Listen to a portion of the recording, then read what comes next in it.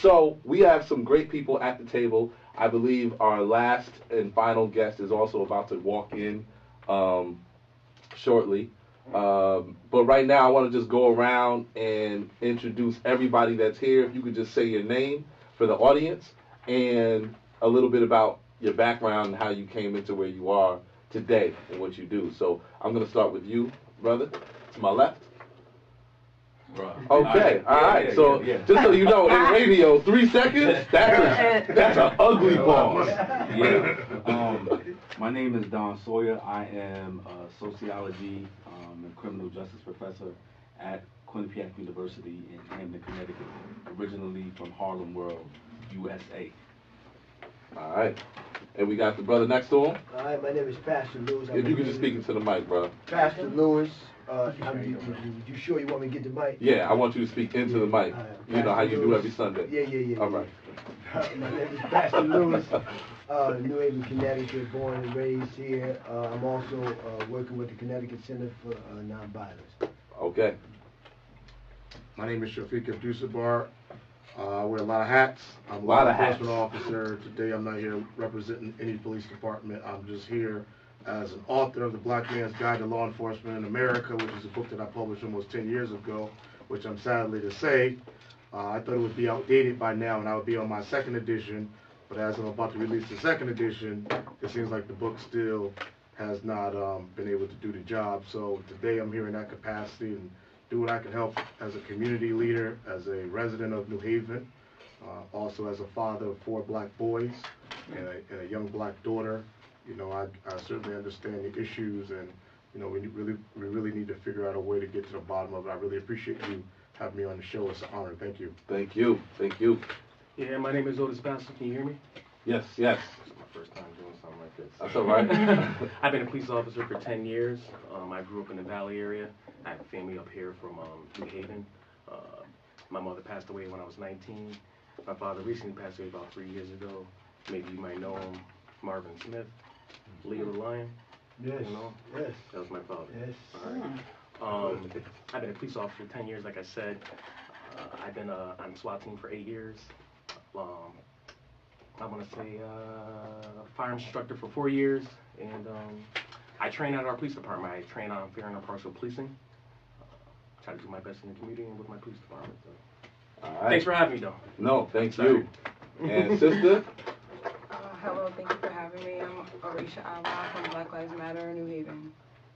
Okay, all right. And real quick, a quick background of like how you got involved with Black Lives Matter. Well, after watching the Zimmerman trial with my son, I was on vacation actually, but it took over the vacation, and we came back.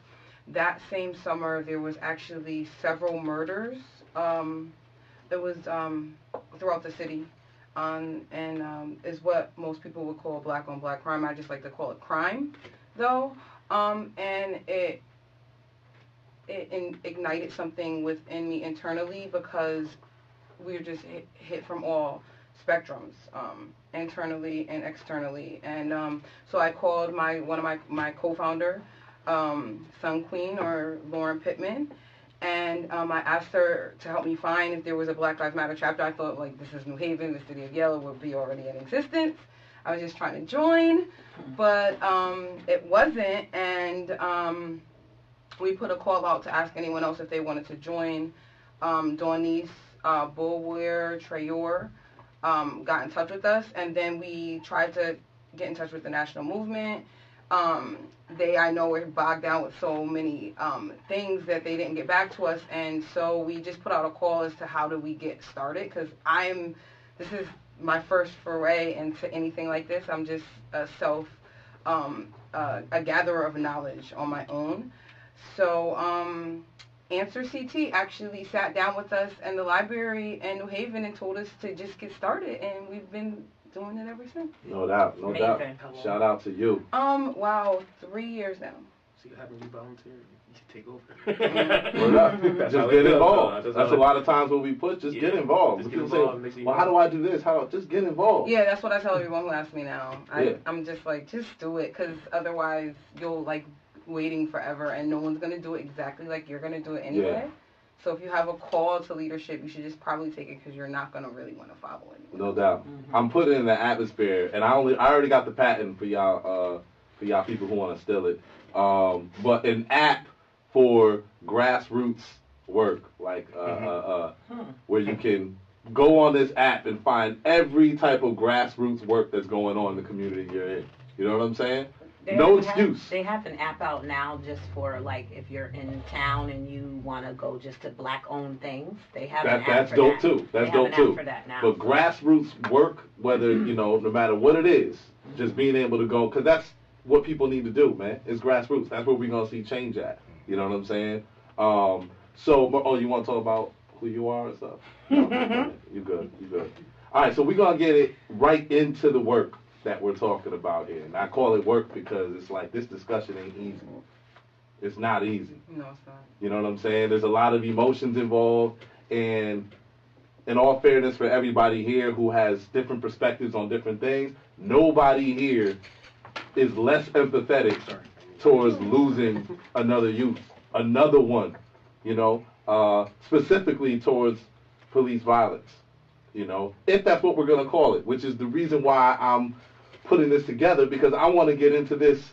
I already see you, Orisha, like, first of all, don't do me like that. And just so you know, I shared the video onto your page, on all y'all pages, so everybody should be able to tune in that way. Okay, good, because I'm terrible with these. Yeah, I know. I'm so bad. Thank you so I'm just much. trying to get on it right Yes. now. So for everybody who's not familiar with what happened in Bridgeport, especially for listeners who are not from Connecticut at all, and we have plenty of those, I'm just going to go through the facts that I have, all right? And then there's some questions I want to talk about surrounding this case and this situation. And then I want to move into more broad topics that deal with the way police are trained and everything else that we want to contribute to this conversation.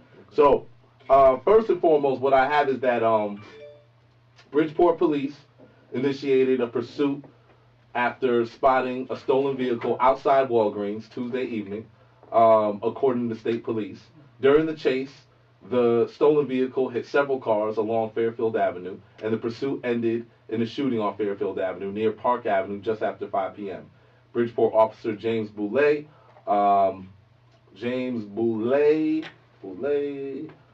opened fire when the stolen vehicle accelerated in reverse and hit an officer, according to state police. The driver of the vehicle, 15-year-old Jason Negron, was killed, and the passenger, identified as 21-year-old Julian Fife of Bridgeport, was shot in the shoulder. Fife's mother, Idris Lomax, I hope I'm saying her name right, said her son told her police blocked the car in and pulled guns on them, and her son and the other suspect were trying to get out the car to surrender when they were shot. The door just wouldn't open. Quote, that's a quote. He was trying, they're still yelling, get out the car, put your hands up, and he was like, what do you want me to do, put my hands up or get out the car?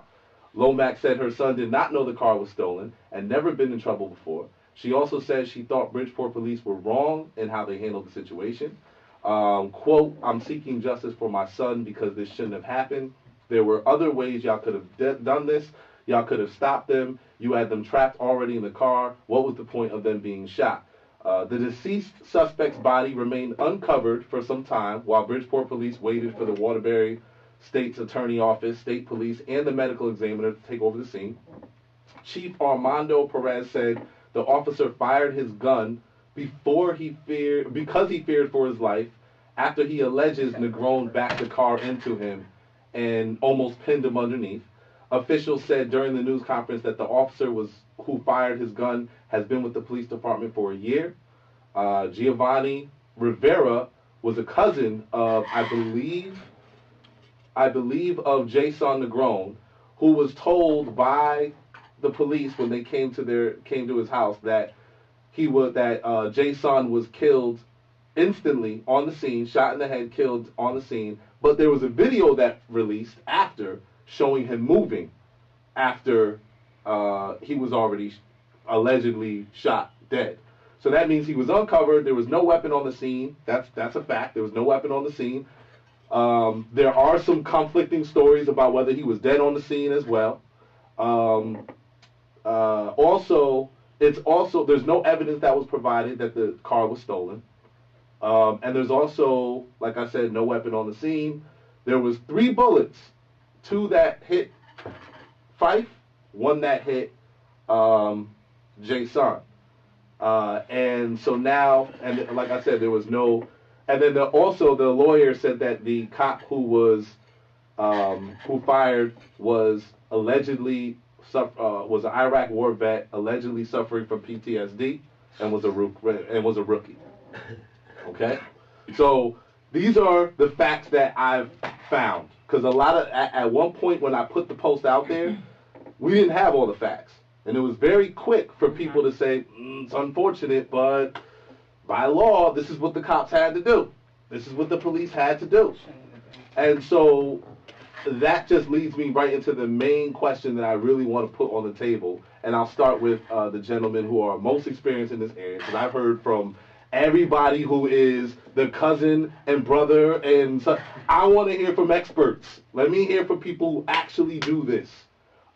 Based off the information that we have, was the police shooting justified? It's hard to say because we don't have all the information. Like all this is speculation. We know that every news report that comes out, it's not what happened. You're going to have to come up with witness statements. You're going to have to come up with forensics to see exactly what happened. And witnesses also said, by the way, that the car was, this is just witness. Yes. Witnesses said that the car was surrounded, that all the cops had them surrounded. So there was no, it wasn't like the kid was just whipping it around like, who's next, trying to do whatever that video game is, Grand Theft Auto, you know what I mean? I'm trying to get more information from you too, because I don't really, when stories first come out, I don't follow it right away because it's never exactly what it seems. I do know that a lot of people, when it comes to the general public, when you're talking about this person saw this person saw that, a lot of times, if not almost all the time, when they see a traumatic incident, they don't see their stories change day by day, and it looks like they're lying when they're not, because they're just remembering more and more facts. That's why you have some police officers, when they get into an incident like this, they don't say anything, not because they don't want to say anything, because they are told not to. So after a few days, they can remember all the facts. Just like Mike Brown, I want to say the case. Yeah. There was a lot of initial witnesses. The ones who gave the accurate description of what happened, those were like 4 or 5 days later of them actually getting that actual account of what happened. So there's a process, and you probably know sociology, right? And working with the mind and everything. I'm not too, but when traumatic incidents happen, you don't remember everything that happened, and it goes the same thing with anybody if you're protecting yourselves. What people don't realize, or they forget, that the laws that protect, you think that just protect police officers, these are the same laws that protect you when you want to protect yourself, when you fear for your life. I know this because I'm a firearms instructor, and I have my own courses when I teach people how to protect themselves, and I teach them the same laws, just that you can't just go run somebody down and chase them and apprehend them. But if somebody coming to your house, coming to your space, or doing something that's going to hurt you, you can protect yourself the same way a police officer can protect themselves. But at the same time, like I tell people, what they first see, you don't have the whole story. So yes, we can have this conversation. I think it's great that everybody's here, and cancel everything today. All right. Like, I want to be he was here at 7:30 in the morning. Like, it was PM? I'm like, yeah, brother, it was PM. I came at 7:30 in the morning. No doubt. Wow. 7:30 at night, I'm coming back. No doubt. This is an important conversation to have, because a lot of times we have it in our own circles. We have it with our cops. We have it with our professionals. We have it with our people. At the barbershop. Grassroots. Yeah. Grassroots just are, and we have it in our own little corners, but nobody talking to each other. We're talking at each other. We're screaming. So I think also an issue. I didn't want to lose what you said, though. Sometimes I keep going. But go ahead. That he was shot and then pulled out the car and then handcuffed and then left there for 4 to 5 hours. Let's go to that. Is that proper? Is that police procedure? Is that what you're supposed to do? Look at you. Look at you. I don't know why I sat here. I love it. I love it. Oh man, I did not do this on purpose, but this is great. I'm just waiting. I have my my rapt attention. I'm waiting for this answer. I'll get closer.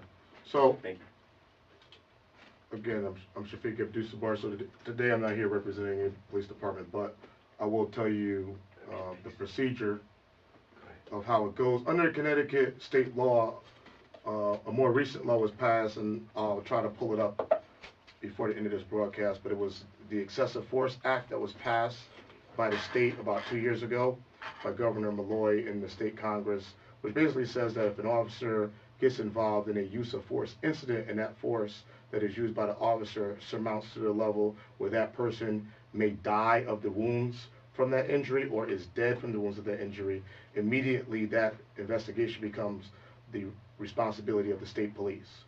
So what you are normally accustomed to maybe when watching TV, when you see someone get shot and then all of the officers that are a part of that department are around that person doing things in an incident such as what we're talking about with Bridgeport, once that young man is shot or those individuals are shot, that incident becomes a state police incident, and then the state police are going to come in. Now, two things happen when state police come in or when you see what they call the coroner component comes in. You can also have an incident where in the city a person is found dead in the house already, and it's a homicide. If it's ruled a homicide, somebody maybe is shot to death and you find them in the house 5 hours later, that person is going to stay in the house until like the coroner comes in and gets involved, because AMR and the fire department will not remove a dead body. That's just the policy. But in a police shooting, once that person is pronounced dead on that scene, that's the scene. To the state police or to them coming in doing the investigation, anybody moving anything around or adjusting that, it begins to change or alter what their crime scene is, because they need all that information to process and come up with a conclusion.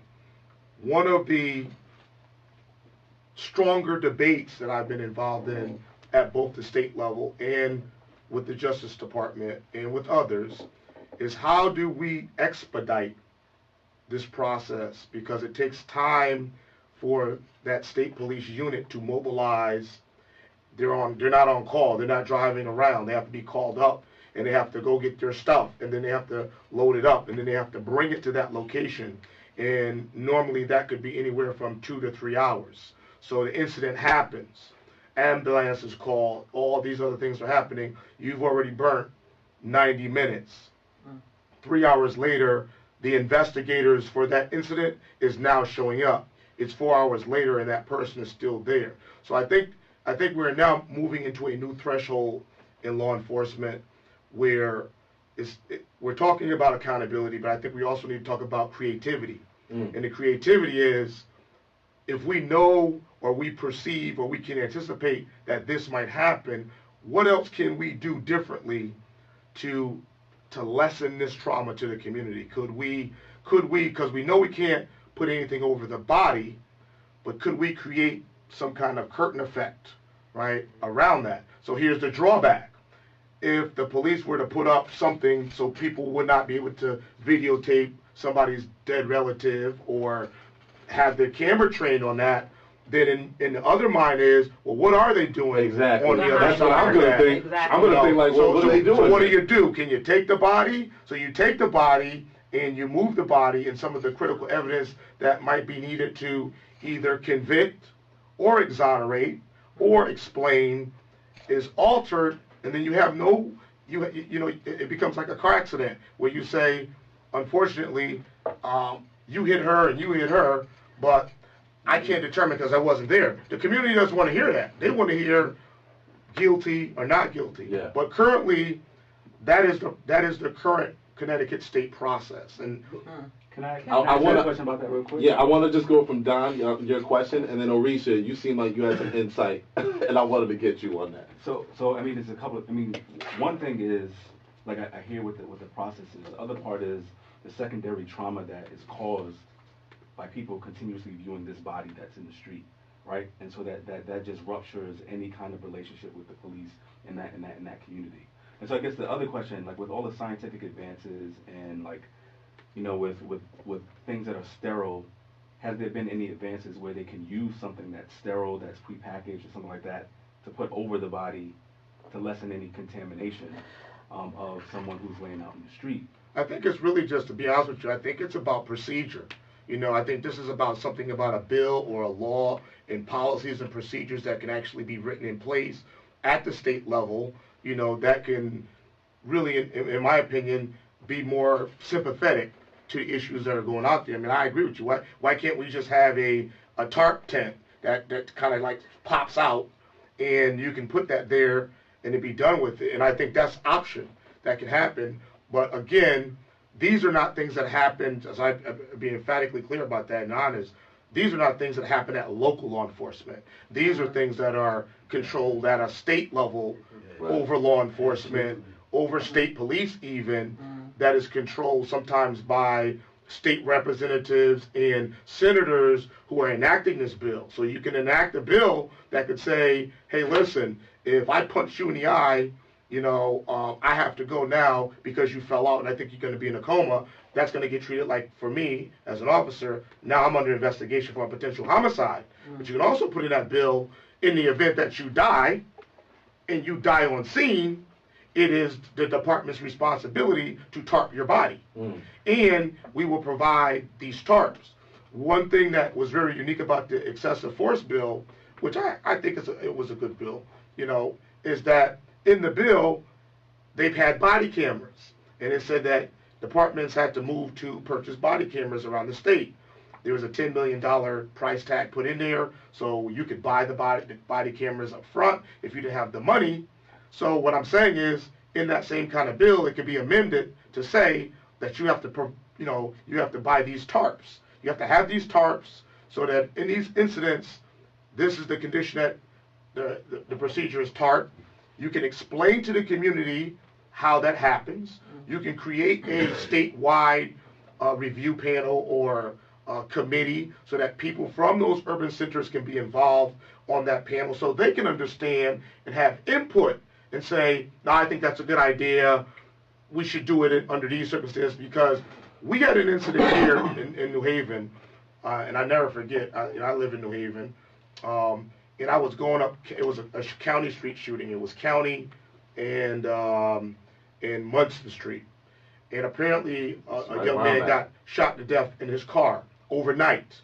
And he wasn't found until like 8 o'clock in the morning. So this was basically, he had been there for several hours. So because of that, when the police found out, all they could do was tape off the area. You can only tape off, but I mean, you can go back a block, but people are still going to sit out there with their camera. And I was getting called by the alder saying, why is there a dead boy sitting in the car with the news and all of this stuff?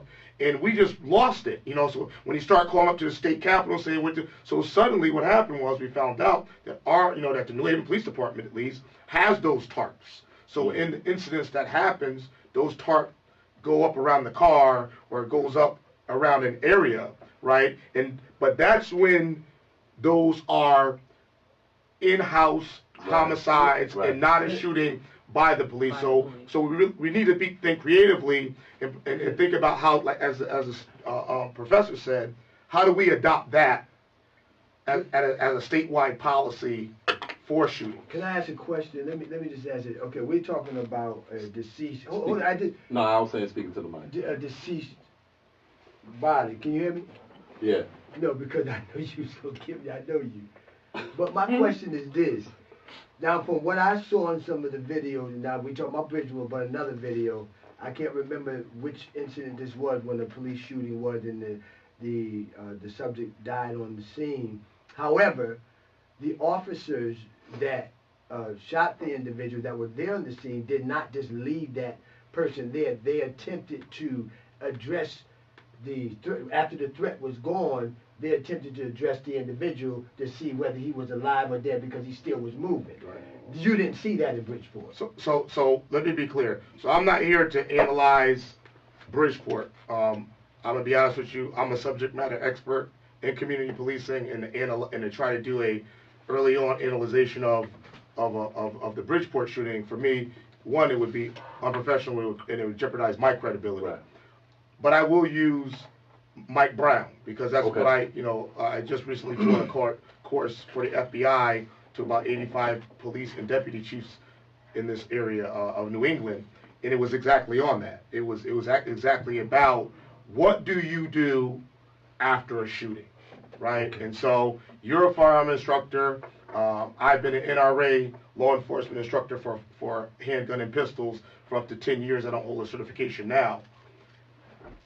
All firearms instructing around the country, and I bet my fake gold pin on it, teaches you shoot to stop the threat, bang bang, scan for another threat. Okay, hold on. Just repeat that one more time. Start that exactly what you just said. Okay. All. I would bet my gold Yeah, pin start on from it. that part. Okay, That's all I my wanted to make fake sure. gold pin. I would bet on it. Yep. That almost all police departments around the country Yes. that teaches firearm instruction for probably all of law enforcement, all of it, Yeah. teaches if you have a threat, you're shooting to stop the threat. Okay. Bang bang. Okay. Scan for another threat to make sure there's not another threat there. And the reason is because when you get into a shooting, you get locked in. And so that's all you see for that moment. And if you don't scan, it might be another threat out there that you get hit by. So you bang bang, stop your threat, you scan, and then you holster. And then After that's you bang ho- bang, right? Two bangs? No, that's not. Okay. And then you holster, But I'll trust that. right? And then you holster, Okay. right? Then after that, most every department in the country, no one knows what happens next. Because if you don't train for next after that, nothing happens. So your normal next is bang bang, scan holster, I need more units here, I need a supervisor, I need such and such, I need medical, the person's down, you don't want to go near the person yet, because you maybe not been trained to go near the person yet. Yeah. You might have been EMS trained, but your EMS certification might have ran out 10 years ago, and the department hasn't retrained you. And if you now touch that person that's bleeding, and that person bleeds out, you're worried about, well, am I going to get sued because it looks like I killed that person? I'm already probably in trouble for shooting. I got a whole lot of stuff on my mind. I haven't been trained to do it. But what I have been trained to do is this. Can I please say Whether I Yeah, shoot... yeah. We're going to go right Let me just hit the last part. I'm telling you the truth. Yeah. What I have been trained is this. When I'm not going to shoot you, I'm going to arrest you. And when I'm told to arrest you, it's hand behind your back to cuff you, right? And then I'm going to back away. And then I'm going to let everybody know I've got them cuffed, send me more people. So you've left officers with training with a gap. And that gap is you're under arrest, but I can't arrest you because you're a threat. And now you're a threat, and now you have a weapon, or whatever that case might be. Bang, bang, scan, holster, I'm going to handcuff you. Okay. And that's where we keep seeing why is that happening? Yes. And it's happening because until we change the national training standard, or we establish one, you're likely to continue to see this to happen. I want to touch on that definitely. Orisha, I've been feeling your energy. So definitely, please. So, Just speaking to the mic, sis. Thank very you. quickly, I'd like to draw the conversation back. You guys are talking about, and I don't mean to say this to diminish anything, but you guys are speaking about national things and things that are going on, and you're speaking in theory. And the point is, in Connecticut, since 2017, there have been at least 11 cases of the police murdering or maiming someone. And the fact that the point that they used was something to do with the traffic stop. Either there was a police chase, the car was stolen, but in the case like Rashamel Rogers and Waterbury, because we're going to name their names and we're going to bring it back to where it needs to be. Yeah. Rashamel Rogers and Waterbury, who the Waterbury Police Department shot and tried to murder, much in the way that Jason was murdered in Bridgeport recently. There was a supposed stolen car that we still don't know whose car it is. Rashamel had the key fob for the car on his body when they put him in the hospital. So how was the car stolen that you have the key? I still don't know. But, and then let's talk about Jason, where we're speaking about if there was a we pull them out and then they're bang bang and all of that other stuff. The thing about it is that first the cop said that they were pinned down. So then if the cop was pinned down, how was the car surrounded? And then when the car was surrounded, now we'll never know what the true eyewitnesses said because the police ran in the buildings and took their phones and confiscated their phones on the scene. And this is people that I'm speaking with who have no phone anymore. And shot Jason in the chest. And then we're talking about tarps and all of these things.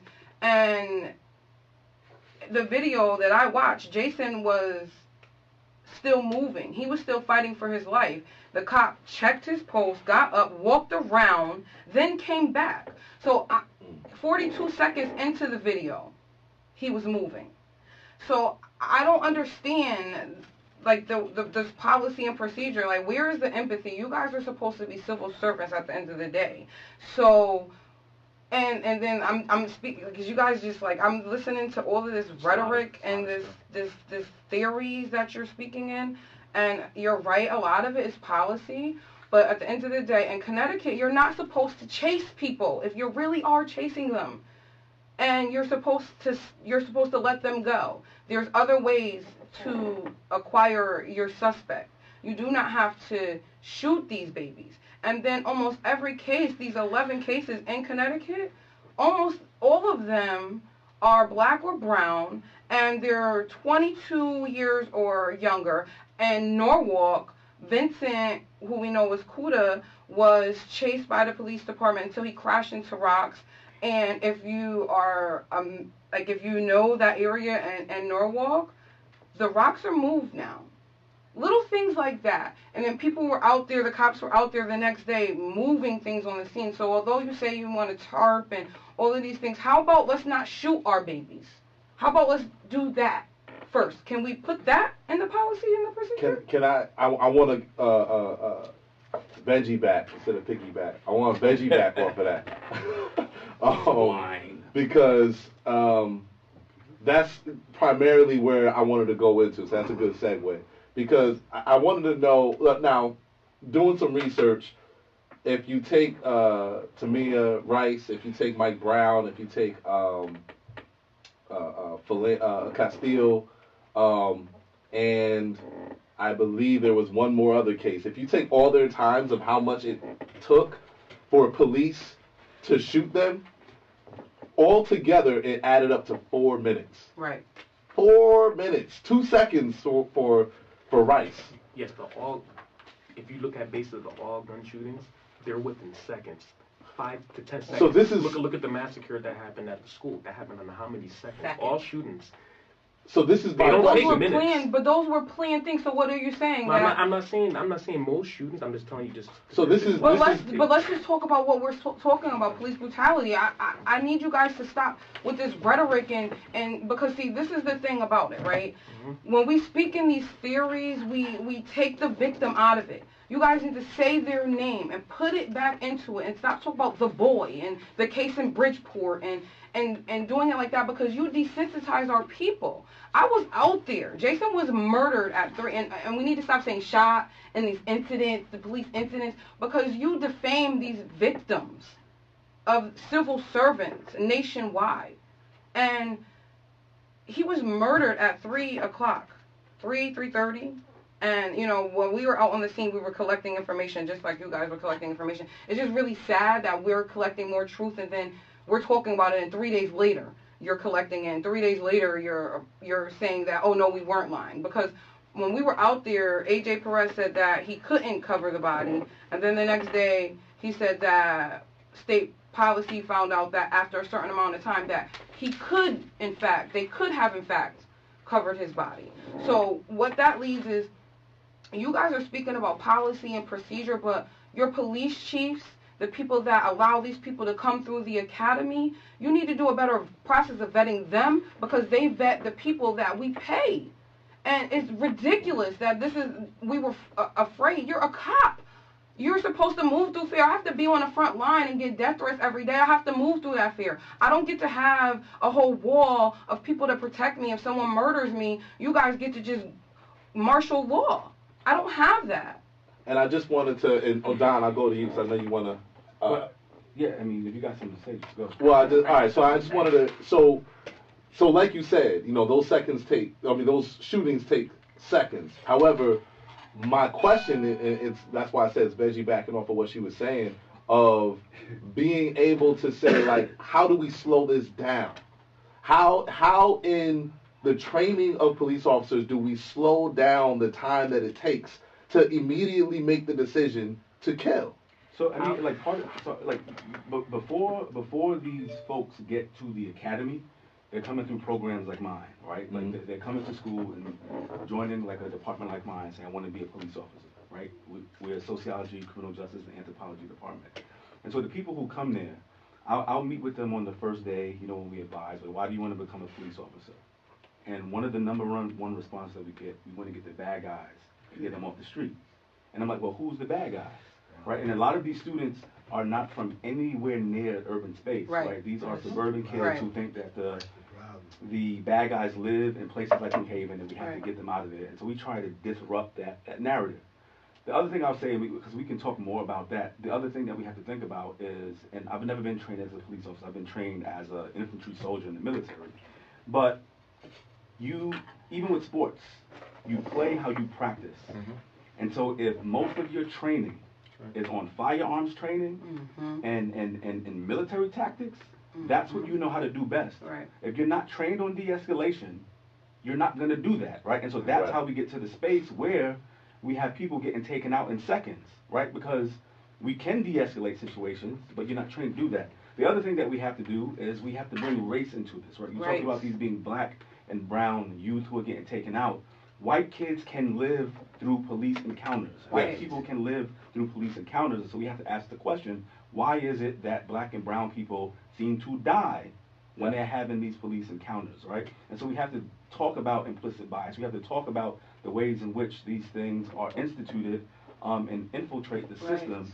And training matters, but people have a certain view of the people that they are policing. So off of that, Shafiq, we'll go to you. I just wanted to, I looked up policetraining.net. I went up there and just wanted to see what was offered. And I can pull it up even right now. And it has all the dates and of trainings in places all over the country of what they're offering police officers. And for the whole month of May, there is one training offered on de-escalation. One. You would think, off of all these murders that we've seen, you would have more offered than just this one. You know, if you go to the Connecticut Police Academy website, they have a list of training there. And is it mandatory? Or is certified? These are certified for certified. Because I heard you say something about if his EMT training ran out 10 years ago. It's just like when we were out there in Waterbury and Bridgeport, there were so many out of shape cops.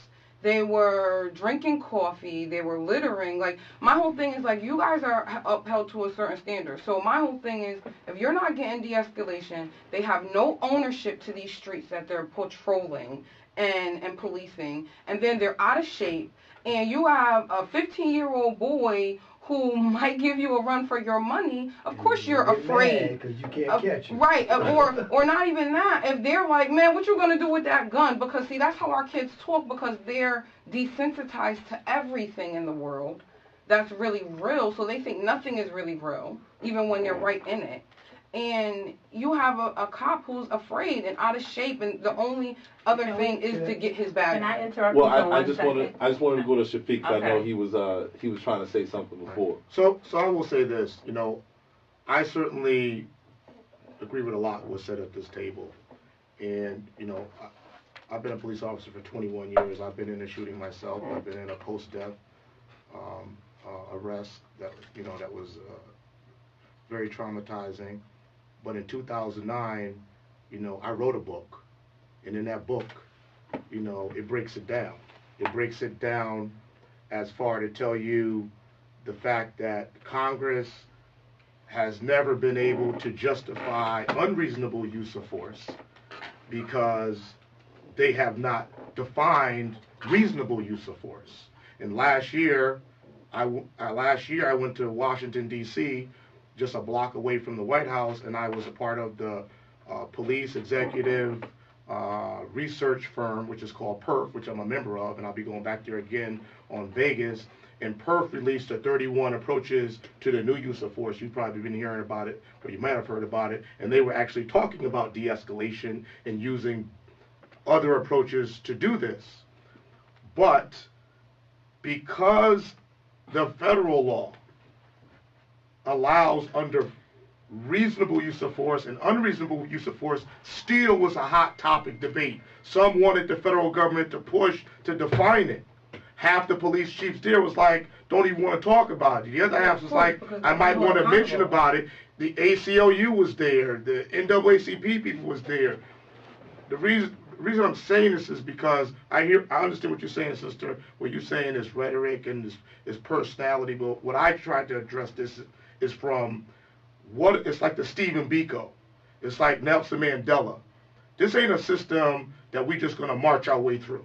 We gotta understand the processes, we gotta understand the procedures, and we gotta be on every level. You know, I go back to, and I just wanna read from here, the Federalist Paper number 23 from December 18th of 1787 that Hamilton wrote. And it says, the necessity of government as an energetic, as a proposed preservation of union gives them the power. It gives every state down to the community its own discretion on how they protect their community. So in the state of Connecticut right now, there's no standardized use of force policy. The way Bridgeport might have their use of force policy written might be different from Bridgeport, Hartford, Waterbury, Torrington, etc., etc. So what that does, it throws people off. Because if you black and you from New Haven, Hartford, Waterbury, whatever, you expecting, okay, well, the police, since they work around me and they know I'm poor, they might be a little different, but it may not be no different than if you was in, Sterling, Connecticut. That's number one. And then I'm going to end with this. There is a problem, and it is racial. It is. Because black boys are certainly getting shot at a much more death rate under these circumstances of motor vehicle stop and pedestrian stop nationwide than white males are. But one thing that I have found in my research that is very synonymous about all of this, and this is why I've kind of changed my direction off race, 99% of everybody gets shot and killed by the police that's black is poor. Right. And the overwhelmingly majority of black men that get killed in America by other black men are poor. Right. So this is a poverty issue, and that is so bigger than a race issue because we right now got black people in leadership all around the country, and they don't want to step up to the plate sometimes until something like this come on and it's a platform, and they sit in the room with the folks that don't look like y'all at the table, and they can put that information out there and say, nah, I ain't signing off on that. You know why? You know why I ain't signing off on that? Because this ain't good for my people who put me there. But they're not doing it. So then the trickle-down effect is you sitting here trying to figure out, and everybody trying to figure out why this is happening. So I just try to approach it from, we got to know where the policy is rooted in so that we can understand how the law, and I end with this. When Malik Jones got killed, and I talk about the Malik Jones shooting in there. When Malik Jones got killed, Emma Jones lobbied first East Haven, and then she lobbied the state of Connecticut. And she didn't stop. Out of the Malik Jones shooting, Connecticut created a Connecticut use of force. A Connecticut pursuit policy, and it said that every police department in the state of Connecticut must have a pursuit policy that falls within the guideline of the state policy. And if your officer is guilty of the state policy, they're automatically like a guilty of the department policy. And your department policy got to make sure that that officer falls within the Connecticut policy so that you can have that standard. So she standardized, Malik's death standardized the way pursuits are done. So what I've been suggesting, I met with State Representative Robin Porter last week, 3 hours, we were talking. I said, you know what, I'm proposing, let's just standardize policing statewide so that whether you get stopped in the back streets of Sterling, Connecticut, which is up near Rhode Island, or you get stopped on the back streets of St. Mary's Street, right on the New Hallville, New Haven, you know exactly what's going to happen to you. See, okay. Okay, wait a minute. Yeah, Let's let's go to one Miranda. second. I know. So I lost my brother to gun violence. Okay, it wasn't police gun violence, but it was black on black violence. So what I'm gonna do is I'm gonna take the devil's advocate side. There's not enough education for the black youth to find out their rights, how to change these laws, what to do, and how to do it. Now, I'm just as angry. I have a son at home as well. He's 12. He's going to be 12. I understand both sides of it, because if there is no education for these black males that are getting shot and killed, some of these males don't even know how the government works. They don't even know what the legislative is. They don't know who passes bills. They don't know anything. The people, period, let alone the young males. But as a whole, Yeah. we as black people complain about it. But as he said, we're not educating our youth to know what they need to do, how they need to do it, how they need to move. Stop selling these drugs and get your education. That way you will not be a felon, and you'll be able to get your gun and carry your gun and protect yourself. That's the other side to it. We can't always just be angry, and we're not doing anything about it. Do you understand what I'm saying? I'm right I with you. see both sides of it. There's a lot of stuff about the government that I don't know. But what happened? I went and I opened up the book so I can know what the hell I'm talking about when I talk about it. I'm not just angry because somebody got shot. I'm angry because this law at the top level That's right. is not being passed. We're not attending these meetings. We're sitting at home watching Love and Hip Hop instead of bringing our asses downtown, going to the meeting, complaining, I don't like this. Who do I talk to? Who's the next person I need to talk to? And I'm not going to stop until I talk to them. Standing at the scene of the crime, yelling, screaming, that's making us look even more ignorant. Because what happens is those white people, they get together and they find out what's really real, and they go talk about it, and they don't stop until it's done. I'm sorry, we're lazy. Now, So- if everybody want to admit that or not, Well, I don't think that that's a devil's advocate position. I think everybody's in agreement that we need to be educating our children and ourselves more in you the can't aspect complain of. until you educate them. No, I get that, but I I'm don't. sorry. But I don't think that's a devil's advocate position. I think that's the first position a lot of people take. Even in this situation, when I posted it, a lot of people took the position of, number one, it's unfortunate, but legally, based off of the information they had, it looks like it was justified legally. But then also the fact that there's not enough education for our kids of what's going on in government and how to conduct yourself and knowing how the law works and all that. So I don't know if that's a devil's advocate position. What I will say is that it's a good segue into a question I wanted to ask you, Pastor Lewis, and you, Arisha, is based off of what we were just talking about with the training and what we need to understand as far as how the government works, how the law works, as a community, how do you feel, number one, we've been responding to these tragedies, number one, and number two, what's the next level other than marching? What's the next level? Because I'm done with the woe is me, wave by order. So, Pastor Lewis or Arisha, one of y'all can take it, and then I would like to hear from both of you, since both of you I work will, in the community in but I'm that going to let the lady respect. go first. I understand that, bro. Thank you. Okay, so it aggrieves me, sister, to hear you speak like that. But I understand why you speak like that. We actually, our goal is the same. You know what I mean? It just aggrieves me. One, because we need to remove some of the stigma about this black on black crime, because see, it differentiates crime, that like it's something different other than what happens between other races in the world. We're taught that it's black on black crime, we're doing it, but in the communities where there's opiates and their faces aren't black or brown and they're white, it's just the same amount of crime. Sometimes it's more derelict in what they do to each other. So it's crime.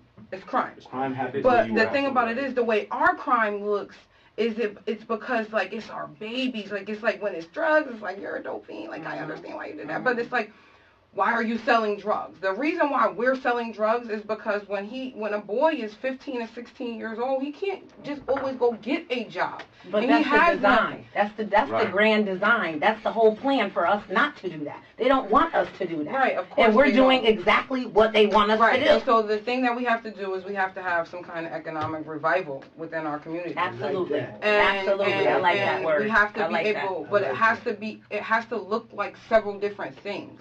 You can't just go for the respectable kid that is straight A student and wears the button downs and does all of that. As a matter of fact, because his destiny is most likely aligned, you need to go out here and be like, listen, I know why you out here. I know your mom, she working real hard, and you need to bring money in. But how about I do this? How about you work for me? And give them the option. And then when they say no the first time, because of the generation we're in, they're gonna say no the first time unless they really understand and they just needed that one person. So we have to keep going back to them. But as far as what is our community gonna do? Our community is gonna do just that. Like Black Lives Matter doesn't just stand on a corner and holler when our babies are murdered. We out here all the time. As a matter of fact, we was just on the green yesterday, giving out sanitary packs and wipes and food and everything to homeless women because that's what is needed. We're trying to make a community connection. But the thing about it is, when you say we can't just be on the corner hollering, and like you're saying we need to be at these meetings, we at these meetings. I'm talking about at a state level. Now, I do community work as well. I deal with those that have HIV, Hep C. I'm out in the community. I'm out teaching. No, I'm out doing that. all and I'm of talking that. about legislation because that's where I am. I work in Hartford. I take lunch breaks and go there as much as I can. But what I'm saying is that you have to remember that most of us who really can know about this stuff and who are knowing, where are we at when this stuff is happening? We at work. We at school. So we can't always just go there. It's not just always that easy. What it means is that people, us, who do go, we need to do a better job of sharing the information. And it doesn't always have to look like how it's this respectability thing. It doesn't have to. You have to go out here and you got to meet people where they're at. My son's 13. Like, I DM him. We DM each other. Like, I will text him and he won't answer, and I will DM him on IG and he will answer me back. It's a phenomenon to me. It's crazy. But you have to meet we have to meet ourselves, our family, where we are. And the only way to stop police violence is to police ourselves. But what does that look like? It doesn't always look like running up on a dude on a corner that is out there selling drugs. What it means is cutting off his supply and getting all the 15 and 16 and 17-year-old boys that he gets employs because he doesn't want to get the charges anymore because they can get the charges. We get them and we leave him thirsty because I'm slightly a capitalist when I say like everything is supply and demand. So if he has no supply, and we just have to snatch our babies all kinds of different ways, and we have to educate our babies. I'm all for education. Like, all we do is talk about education, but what does that look like? Right. What does it look like? And outside of your own home, too. So I Right. so here for me, Right. what education look like, so I can give you a task if it's something that you'll need to do, because this is my just personal thing. We have a promise program in New Haven, okay? And the promise program says you have to have a 3.0, and then you go to school, and then the school will pay your tuition for free. And it's supposed to, initially when it was rolled out to target African American, Hispanic, Latino boys in the urban center and girls to get them into college. Well, I'm a father, and I'm married for 25 years, and I got 4 kids, and they 2 years apart, and I'm on top of them 24 hours a day for them to do their homework. And let me tell you something, to achieve a 3.0 is a lot of work. So most of our kids that we riding hard on, they getting a 2.99. Well, you're not getting a promise scholarship. So if we real serious and we really want to make a change, you know what? My 15-year-old kid, your 15-year-old kid, his 15-year-old kid don't need to worry about selling drugs if they got a 2.5 because they going to college. So that 3.0 need to come down to a 2.5 so we can put our boys in school. We can put our young girls in school and so they can get an education. Because it don't do you no good to go to to graduate out of college in New Haven only to come back home. That's the kind of stuff we need to be tracking. How many people done graduated out of Hill House or Cross, one of these schools, and black or Hispanic, Latino, or white and poor from New Haven, done went to college, and in a year they back home because they ain't got no money. We need money for our kids to go to school, because you can work 3 part-time jobs as a single parent, trying to piece it together, trying to touch base with your kid, and that ain't enough money. You only got enough money to buy book money for your kid, and your kid in college starving, stressing, sweating, trying to figure out if they're going to make it to the next semester. That's how we're going to change stuff. Not That's only how that, we're we're going to going to change also stuff. reach the kids that don't want to go to college and not leave them out.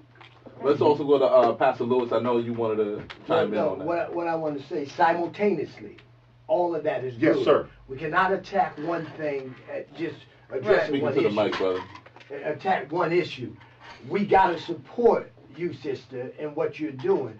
I may not agree with the way that you go about doing what you do, but we need you. At the same time, we need people at the table being able to support and to conversate and say what we need as far as the education is concerned. Because if we don't do it, again, we can sit around and talk about everything that's going on. And for me, right now, I'm in the academy. Right now, we're training in de-escalation with some of the principles that we have in the Kenyan nonviolent de-escalation. It deals with conflict management and rules of engagement, so to speak. And however, at the same time, community policing would be police that look like the community they're policing. But the problem is, we have none of us. Just so y'all know, I'm laughing because Orisa just pantomimed a shot to the head. But what I'm saying to you, real talk. Yeah. Real talk. Just like Sister was saying right now, you're talking about black on black crime. My question to us is, and it's not an excuse, and I was talking to you earlier, Brother Scholar, I don't make no excuses for what someone do that is wrong. An officer is held to accountability and to serve, protect, and to serve the community. That's his job. That is his duty. At the same time, we as a community have to be able to hold ourselves to a high standard. If we were not, again, we can talk about the systemic issue. We can talk about everything that's going on that put us in the condition. But at the end of the day, ain't nobody going to change us except we willing to change ourselves. Well, hold on, brother. The other thing is that, again, why do we have white officers coming into a community like it's a feeding frenzy? It's because the way we conduct ourselves.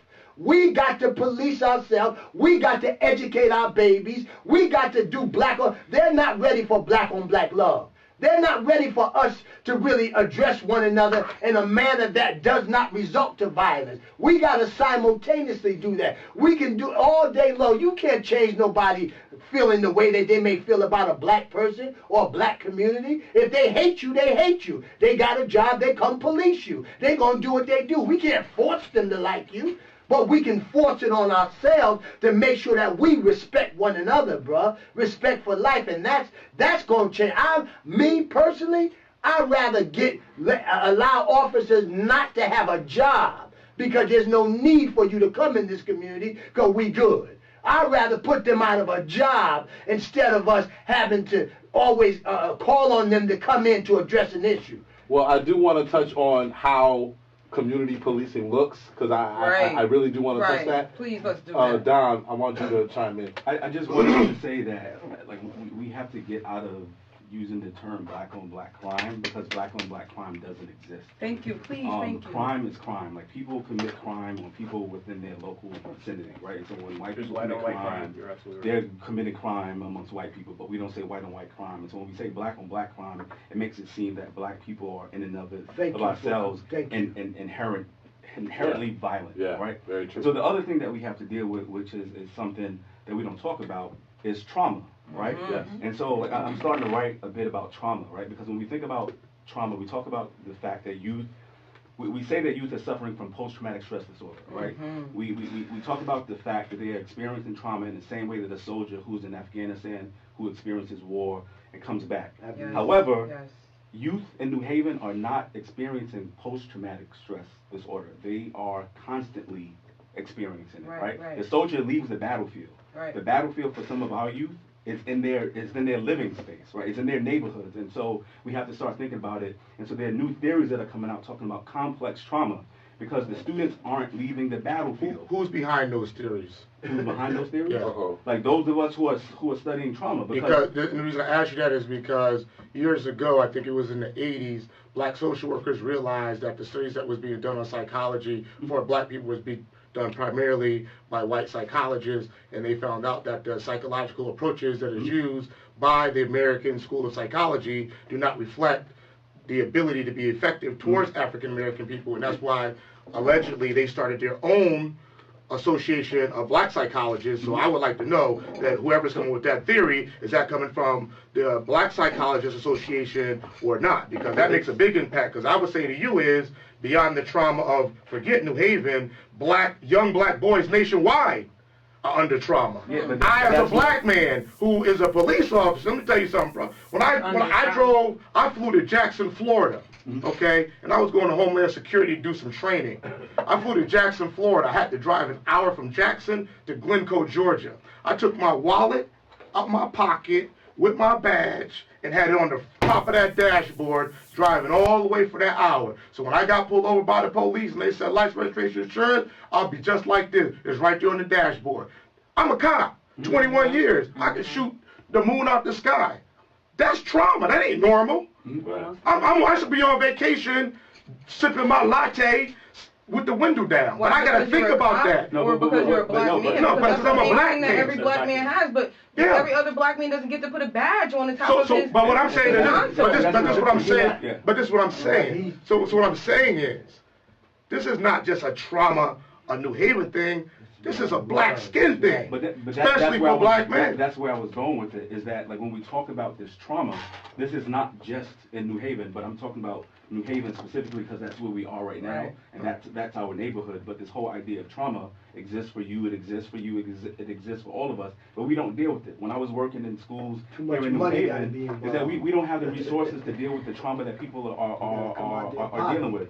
We don't talk about mental health issues. So where I'm black, here's my thing. That's what I'm thinking, because we always kind of get put on the hump. I was the president of NABLEO, the National Association of Black Law Enforcement Officers, for 2 years.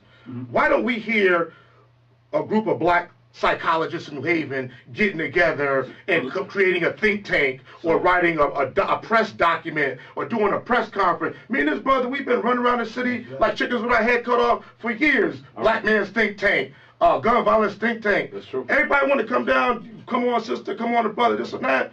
Where everybody at? So real talk. What I'm saying. You know? Real talk is that, one, how many black psychologists are in here in this area? Two, how many you got? But listen. So what I'm saying is, the way I critique the academy as well, I'm part of the academy, but I'm in the community, right? A lot of us get comfortable, we get the PhDs and sit our asses up on campus and don't come into the community. Like, I came from the project during the height of the crack cocaine epidemic, because I know that the people who we consider thugs, you know, these are the people who protected me and allowed me to get to where I'm at. And so we have to hold each other accountable. Police officers. We put that together. Could you put that together? Could you put together 4 other psychologists together and y'all start tracking data and write some articles and do something, and you know what I mean? It's so bad.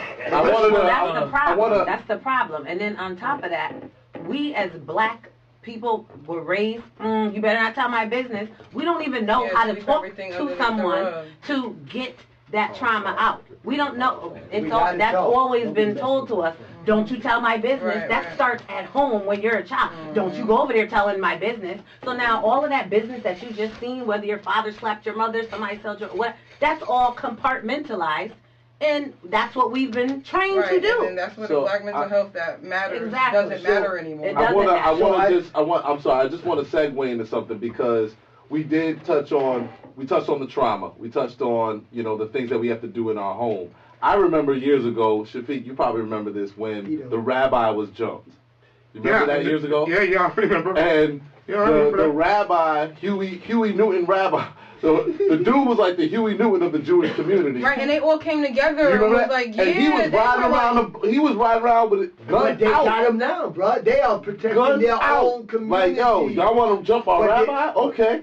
So, They also But- don't have but- records either. but- yeah, but A there's a Jewish lot. guy with a record? Yeah, but there's a lot of But us there's that a bunch don't. of us There's a that lot of don't. us that But don't. if we So walk we can't just around- say that that's right, the if we reason. walk There's a around- lot of us that don't have the. But But there's a lot But of us what's that the- don't. Right, That's and the those are bottom the line. ones But that what's- need to be in the infantry and hood? military. In the hood, there's a lot of us that don't have records that could carry if we wanted to. what is the Yes. I don't agree what's with that, the, what's the There's not a principle? lot of us that don't have records. But- I feel listen. there's a lot of us that have records in the hood. But No, we but got there's a lot of us that don't. Is my point. Scholar. So how does it? Hold on one second, It's a bro. good man show. So how does it look? I want- How does it look when we take the same action that he took Not that receive the don't same one. have records? Okay. There's Not a- receive- we I know can't do four- that. I know about 20 people right now that don't have records that could easily And I carry. know, like, Okay, can I say this? I have it like Yeah, Okay, me you know, too. so I can't just say. About half the people I know have records and they Can can't I- carry. And But that's Miranda- about 1,000. But Miranda, but- But we could easily point out everybody that does. Right. However, let's not forget the ones that don't. How does it look if we decided to take the same It's- course of that's- action? Okay, but That's wait a the minute. great Can design. I say this though? Let's stick with the principle of them coming together. That regardless whether they got a gun, you talking about carrying a gun. You No, talking no, about I'm not holding just. a gun. I'm not, it's not me just talking Okay. about that. My point is that the way they came together and the reason why they came together, because they collectively, before a trauma, before a situation, are engaged in building, are engaged in education, are engaged in unity among themselves, brother. So we go back to the place where we got to now circulate and work with us. That's how that movement's going to look. And indirectly, it's going to look like separation. Indirectly, the whites or those that are in the power structure, when we start to love on one another, when we start to really support one another, they're going to say, well, why y'all doing that? Why we can't come to this? Or what that look like? Right. It's going to look like, but Because it's a it's the must. ignorance around our race, but period. we It's not we ignorance. It's Right. taught. Like Yeah. it's taught self-hatred. Like if you remember Yes. if you remember Malcolm X, you know, God bless his day, his birthday was The several days ago. 19th, right. He asked the question, who taught us to hate ourselves? Right. Right, and so if you don't love yourself, like when you think about like this so-called black on black crime, if I kill my brother, like some people are starting to look at it as like a form of suicide, right? Because I don't love myself, Yes, it and I is. see myself in him. So when I kill him, I'm really killing part of myself because I haven't been taught to deal with That- or love myself, and all of that is because of this internalized trauma that we're dealing with, right? But so Don, when do we you talk agree about we can't get out of each other's way Can I just to just have this discussion? Because like we're all debating right now, but when we leave here, I still love her and she still loves me. Right, right. Sometimes people can't mentally even That's do right. that. They leave here well, you pissed. need to talk to Scholar, because every time we finish, no, I'm just kidding. Yeah, you know he lying. Well, I just want to You say know real he quick, lied. I love listening to everybody here. I'm enjoying myself, but I didn't want to leave. I mean, y'all, I can listen to y'all all day. Yeah. So I'm just saying I appreciate all of you. But why are we here? For accountability, right? Yeah. Well, Right. Okay. Absolutely. So let's think about Absolutely. accountability. You know, I think we're putting it on the systems. Okay, when we look at ourselves, we put accountability on the government. I was raised in a single home. Mother didn't have much. Come on, bro. My sister was shot. Lakia Vaughn. You know where she was. Yes. That was my sister. Wow. You know, I grew up, I've seen drug dealing. Yes, My ma'am. father was, he Yeah. got out of it. I'm glad he did before Yes, he he passed. did. And I've been around all that, all right? But I had a strong mother.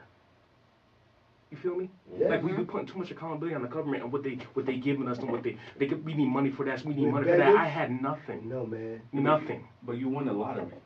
I won a lottery. Who won the lottery? Yeah. How do I Yeah, win but the you lottery? have- Wait, but you hold on, have hold on, I'm gonna tell you about the stability. lottery. No, let me let me explain. say what I'm saying. Like, I mean, because part of it is, and I'm not knocking your upbringing. What I'm saying that what you won the lottery is that you, like, we're one of the people who made it out, right? Right. And so it's on us to do like what you're doing is to give it back and educate it. Because a lot of times when we make it out, like we point to it and say, other people, why aren't you doing it just like this? Right. Right? And so I look at it as a lot, not like a lottery, like we won money, but we survived in spite of the system that was designed to make us fail. You were So blessed. we succeeded by falling through You the were cracks blessed, right. to success. And not only And that, I'm not you knocking believe it. in No, yourself. I know, It sounds I'm not like knocking you that. have But what I'm self-belief saying, because you it's had a not strong mother. a very strong mother, but you know, Right. we believe in a God, you know, like, in grace, you know, and I think everybody has the opportunity. They fool themselves when they're looking at the darkness, because you know what? Nothing good came out of anything that was easy. That's right. That's If right. it's easy for you, this generation of kids, they have it too easy. They're given stuff. They're not working for anything. Yeah. Us here, we work for something. Right. But I will say this though, And I'm a pro-government person, so let me just get that on the record. Before I'm you go, a can I just add one more Wait, thing? wait, I just want to, can I add one more wait. thing? Just one more Absolutely, thing. brother. You know, so Yeah. I'm talking about accountability with the actual, you know, within ourselves and our families. In our Accountability, we talk about community, in our community. ourself, our So let's family, skip absolutely. and let's talk about, you know, policing. You know, we trying to put accountability on police officers, right? Well, that's not who we should be looking to. We should be looking to departments. If you didn't know, there's 106 police departments in Connecticut. Only 28 of them are accredited. 28, where they follow a broad standard of different things. Yeah. I'm not trying to call anybody out, Teach, but black New man. Haven, Bridgeport, Hartford, all the big cities are they're not accredited at all. They don't follow Now, a certain standard. Explain So- that to the people who don't understand when you say not accredited, and why that's an issue when See, it comes to Everybody who's a the police officer, they process go of through a tackling. post standard. We're all required to go through a post standard. But when we're talking about accreditation, you know, you're held to a different accountability because you have other people that are overseeing what we do. And it's everybody from the police association, from the Black Presidents Association, and different businesses. Everybody's coming together and talking about these different things, and you have to get accredited in every single year. You're up for accreditation. You're held to a certain standard. At my police department, I don't want to say where I work, but 3 years before they even talked about cameras, we already had cameras. Why? Because we're accredited. Okay, we want to help uphold to a certain standard. We're transparent on what we do, and we have to do things a certain way. State police is accredited. Why you think they're in charge of? Oops, sorry, I'm sweating like crazy. Why you think they're in charge? Thank you. Only your mother would do that. Why you think the state police are in charge of coming in and taking over these different places? Because they're of the bill. accredited. Because of the bill. In the bill. Because of the bill. But That's the why? only reason. But why the bills? They support the bill because they Because do the governor things a certain signed way. it. True. That is true. Okay. But do you not agree I though got- that there's only 28 Listen. police departments are accredited? I There's a agree case with where you, I said agree it. with you, Hold but on a I'm second. just a man, like I said, I'm a pro-government Yeah, dude. when you and say I deal on pro-government, fact. explain. pro-government? Yeah, When I what- say pro-government, yeah. what I mean is, like he was saying, like, you know, it's not really the government. Look, the bottom line is this. You know, in 1994, Bill Clinton passed the Violent Crime Control Law Enforcement Act. Okay? That was basically the second wave of the war on drugs. We already know from former Hillary Clinton candidate from running for president that former Bill Clinton apologized for how that bill impacted the African American community, which created a disparative impact of arrests and incarceration of African American males around drugs as related to sale versus possession. So we can't ignore that. We can't ignore that Pookie on the block with 3 bags of crack got arrested and did 10 years or 5 years for that bag of crack when Bob McGillicuddy someplace Got a else 2-pack. got caught with a trunk and got 1 year of federal time, which is a total different time than in the penitentiary that might have been overcrowded. So we can't ignore that because that's 20 years. So my theory is this, and maybe you could help me with this one. I break America down right now into 2 groups. Black people before crack and black people after crack. But isn't Black- that the grand design black- anyway? Black people before crack Well, that's- was that's one what- black people. Black people before crack was one black people. We was trying to get justice, restorative justice, a bigger house, a bigger home, college. But when crack came, Now we some know what it all split. is. And they went to the crack piece for whatever the reason, whether it was addiction or sale or glory or fame. And then the others toiled through that piece. And then what happened out of that, they had kids.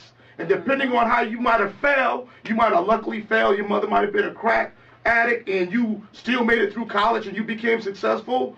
But that's going to be a very small number like you're referring That to. Willie Lynch The formula. ones who was able to maintain probably kept grandma instruct, still had grandma to be grandma with her pension, and grandpa had his pension, and so forth and so on. But now we in a situation, you got 81, 86-year-old grandmothers trying to figure out how they're going to get DCF custody of an 11-year-old Yes. great-granddaughter in a poor community that may not have a grocery store, laundromat, and all of these things, and the hope of getting in college is real. That's a government issue. That's a government issue because when you come knocking on my door saying vote for me and you look black and I give you my vote and then you go up to wherever you go and you don't make sure in those bills and those laws that I have the resources in my community, your government, you're an elected official. That's their responsibility. Right, I I say don't it know all what the you're time. saying with I your say it all the responsibility time. because you're right. In policing, this is a policing theory. Yeah. All police in major cities across America follow like a crime stat. So higher crime, you got to put more police over there, Come on, man. right? Because you need to keep that crime down. Lower crime, you put less police over Come on, there. And if the crime is lower, even in a higher crime area, you change what you do with the police. Instead of being in cars, you put them on a walking beat because there's no shootings. Be on a walking beat, do this. There's no shootings, be on a bike and do this. Come on, man. But if there's shootings, two to a car, bang. Come on, you do this, man. you do that. So the way we act actually causes a reaction Come on, to the way man. we are police. And here's the other part. This is my little secret. Secret in the next book. Okay? Is this some promo? Too? Yeah. This is- So alright, why is a Pookie more likely to get stopped and done a certain kind of way than Jonathan McGillicuddy from someplace else? Because Pookie might look a certain way, hat backwards, hoodie, roll the window down, smell like a weed air freshener about to come out the car, right? Yeah, nah, the language might be different. So it sounds like when I do what I'm gonna do to you, whether I give you a big ticket, whether you get mouthy and I pull you out of the car and lock you up, when I could have gave you a ticket, when you complain, you're probably not gonna complain because you don't know who to complain to. It just stops right there. Political. But if you, as I say in the book, you get pulled over, yes sir, qualify yourself immediately. You're the police officer, yes sir, I'm on my way to college, I have a final to do. Did I do something wrong, officer? Qualify yourself, college student. Oh yes, officer, I'm on home, I'm on the way home to see my mother or whatever. Qualify yourself. You've got to change that dynamic. And you saying what? Let me tell you something. I'm sure you've been in the store and got followed around by somebody and was saying to yourself, why are you following me around in the store? Because you looked a certain way. That's the reality of who we are in America. And the only way we break people out of that stereotype is got to be some kind of signature to change that. Now that's just my theory. Okay, But so that puts the onus on the people, right? And so that's where we get into this whole respectability politics that if you dress Thank a certain you. way, Right. that you That's- deserve thank like you. to live, and so that's the part where it becomes problematic, right? And so I have this exercise that I have my students do, and I say, what is a criminal? And so they'll come up with all of these things about what a criminal is, and I ask them to list all of the things that they've done that are illegal. Now in my class, in the sociology of race class, is about 95% white, right? And then I'll tell them to kind of write about things that you have done as a part of groupthink, like going along with the crowd that you have done, but didn't get like in trouble for.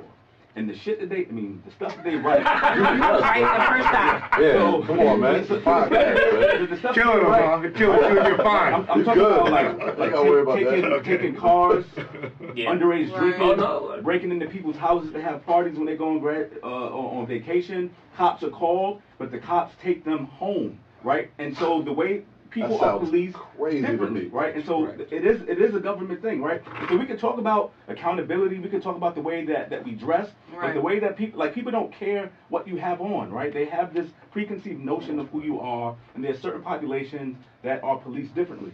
The other thing that we talked about, when you talked about poverty, the thing that we talked about in sociology and in other places is the idea called intersectionality. Right? And so Right. you can have these different identities, but the ways in which they intersect determines how you are treated. So it Right. means something different to be poor and black and female in America than it does That's to right. mean to be poor and white and male, right? Right. How those Right. identities intersect determine how the ways that you are treated in these spaces. And unfortunately, in our communities, that's where the police are. And so where the police are or where the arrests happen, right? And so if you are living in a community that's hyper-police, you're going to have an increased amount of arrests. Okay. Can I because just they- So- Hold on, before you, So where do hold on we one I go? know she second. had That's right. something. I just wanted to Yeah. stop her because I was going to support what she was about to say. I felt it. Okay, so I wanted Orisha to go, but I also want to go into, because we're almost out of time, but I wanted to also go into how we cultivate more police and community engagement Yeah, relationships. that's what Okay, I wanted to say. perfect, That's what perfect, I yes. wanted to say. Let's go there. We spoke about community policing, and I have several cops on New Haven Force and my family and everything. I've grown up around cops. So, but what does community policing look like right now in New Haven? And I can tell you what it looks like because I'm on the streets of New Haven before Black Lives Matter. It looks like right now when the cops know your name, they'll be like, hey, what you doing over here? Like, they know your name and it's used as intimidation. They know your names, and then that's how they run up and get you when you have warrants. And so that's what the community policing looks like. Or it looks like you giving my child or other people's children, because my son knows not to take anything, candy and pizza, things that are unhealthy for our children, that provide no nutritional value, that have nothing. Then there's also police that will play with our kids on Bassett Street Park, but when they're walking down the street and they're visibly going through something, they harass them. And this is, I'm speaking of people who've come to me and talked to me and spoken to me and told me their testimonies very recently. So that's what community policing looks like. So in the city of New Haven, there's a CRB, All Civilian Review Board, that we've been working on, and with CT Corps, People Against Police Brutality, and just private residents and citizens of New Haven. And that is along the line, community policing is underway under the Civilian Review Board. And we're getting so much resistance from the police union, who is supposed to be wanting to be transparent and wants to be able to come into these communities and police them safely and de-escalate the situations. And what that looks like is to have a communal relationship and not one based and steeped in fear. That even when I know that my car is legit and that my license is fine and I'm standing in front of my own house, when a cop car comes up and asks me, what are you doing here? I don't feel like I'm panicking and be like, well, what the hell am I doing here? Like, you know, and this is me who moves through fear, have these same feelings. So what does community policing look like? We need to be realistic and say what it is right now and what it's not, and what it's not doing. What you got to do is, like I said from the beginning, is looking at trying to get your police departments where you live accredited. Then they're going to have to follow certain. But what I'm saying, though, that's where it needs to start, because that's how you get people to move. And in terms of, I know you were talking about, you know, just to touch on that real quick, you know, in terms of, you know, people having to validate themselves. I don't believe in that. Right. Okay, we have a responsibility as police officers to connect with people. Right. Have you ever got stopped and tell the police that you was on the job? Wait, but listen, let me get back to I'll be honest with you. No. Have you ever got stopped by the police and said, I'm on the job? Yes, absolutely. You qualified yourself. I did qualify myself. Okay, that's my point. No, I did. But But what I'm saying is, but me as a police officer, I don't expect people to qualify themselves just because the way they look or what they drive. Especially when Why did you qualify they're yourself? fearful as hell. Then No, I'm like, I'm wait, not can I- qualified let me- shit. let me I'm in say a car this. I paid for. Wait, I'm wait, not listen, insured. Like, Wait, listen. I didn't start none. I didn't Listen. This is the thing. My son, hold on. My son, Scout is stupid. My son, I gotta keep on reminding. This is, I just want. I'm gonna come to what we talking about. You know, the qualification. Speak but the truth. my son, I gotta tell him not to wear a red shirt. Not because the red shirt don't look nice, son, but unfortunately the condition that we in is real out there, and That's right. you might get tagged at somebody being at a place you shouldn't be. That's right. That's amongst his own peers. That's right. We are in a state right now in our society where unfortunately it's bad. And so no matter how we want to fix it, and we still interacting on this level right here and not going to change policies and get rid of procedures and all of this stuff and get the accreditation, in the meanwhile, it's real. Yeah. And so we got to address things on the level where they're at. Now, I'm not saying that it's right. Hell, I don't want my son to have to change his attire because of some foolishness that I think is wrong. Absolutely. But until we are able to address the issue and start to get a segue here, we got to protect our babies the best way we can. I tell my son, if an officer pulls you over or you talk to him, you cooperate with what he got to say. If y'all got a cell phone, turn it on and record everything, because I'm not there. Well, even though he might do that, he still might get killed. He still might get murdered. But what should we do? Hell with you, officer. Now, I ain't giving you no information. What you, to agitate the situation more? No, I'm but not. who says to do that? Okay, but No, but wait a minute, let me finish. So all I'm saying is that, once again, with the sociologists and everything that we're dealing with, talking about accountability, credibility, our leadership in our own black communities where the violence is, that's who we need to address. Those are the ones But that why are... are we addressing them? Hold on, wait a minute. Hold on, wait a minute. I thought this was about police It is, but what I'm saying, but the reason why it is because we in our own community need to address them leaders that sit at the table with the governor, with the other leadership, who are getting paid off, who are getting money in their pocket and not really bringing our issues to the table. So if you know who these people are, this secret society that we keep having, because see, the thing about it is I'm at these meetings. I take off from work. I work in homelessness, which is super important. It's just as important as police brutality. So my whole life is this. This is deep within my soul. So what you're saying is that you're connecting any meeting that I can get to. Meetings that I'm talking about, I have not, and I'm not saying that you shouldn't be, but the meetings that I'm talking about, that I've been at, where all this crap is, that they don't even like me to be at, because they don't like me to be at the table, is the meetings that I'm saying that you should be at, the ones that sit down with the mayor, the ones that got grandma and ma in their congregation, the ones that, because right now, really, their connecting piece of the government is not through the community, it's through the churches, why do I need to go through the sit religious down organizations. Why do I need, see, the thing about it is you still centered on the fact that I need to go to a person who's already displayed that they don't give a fuck about me. I didn't say let me that. finish. I said simultaneously. let me finish. That's what I said. When you're sitting at the table with these mayors and these and governors, out in the community, when you're sitting at these table with these mayors and these governors, and you leave the table and go to my community, right? Do you go to your community? Yes, I do. Yes, I do. Yes, you do what? I go to my community, interact with my community. No, but that's not what I was about to ask you. That's not what I was about to ask you. But you but that's not what I was about to ask you. Let me finish. Let's go to what you were about to ask. But what I was going to ask you is, are you helping? Because see, the thing about it is, when I don't see you at the same meetings that you don't see me. I don't see you at the meetings that I'm at, and you don't see me at the meetings you're at. Why? Because it's like 7 of us. No, I said right. And we're trying to, you know what I'm saying? Why? No, because it's so many of it's the Jay-Z line is not pliable here. It's less is more. It's not plenty of us right here. So.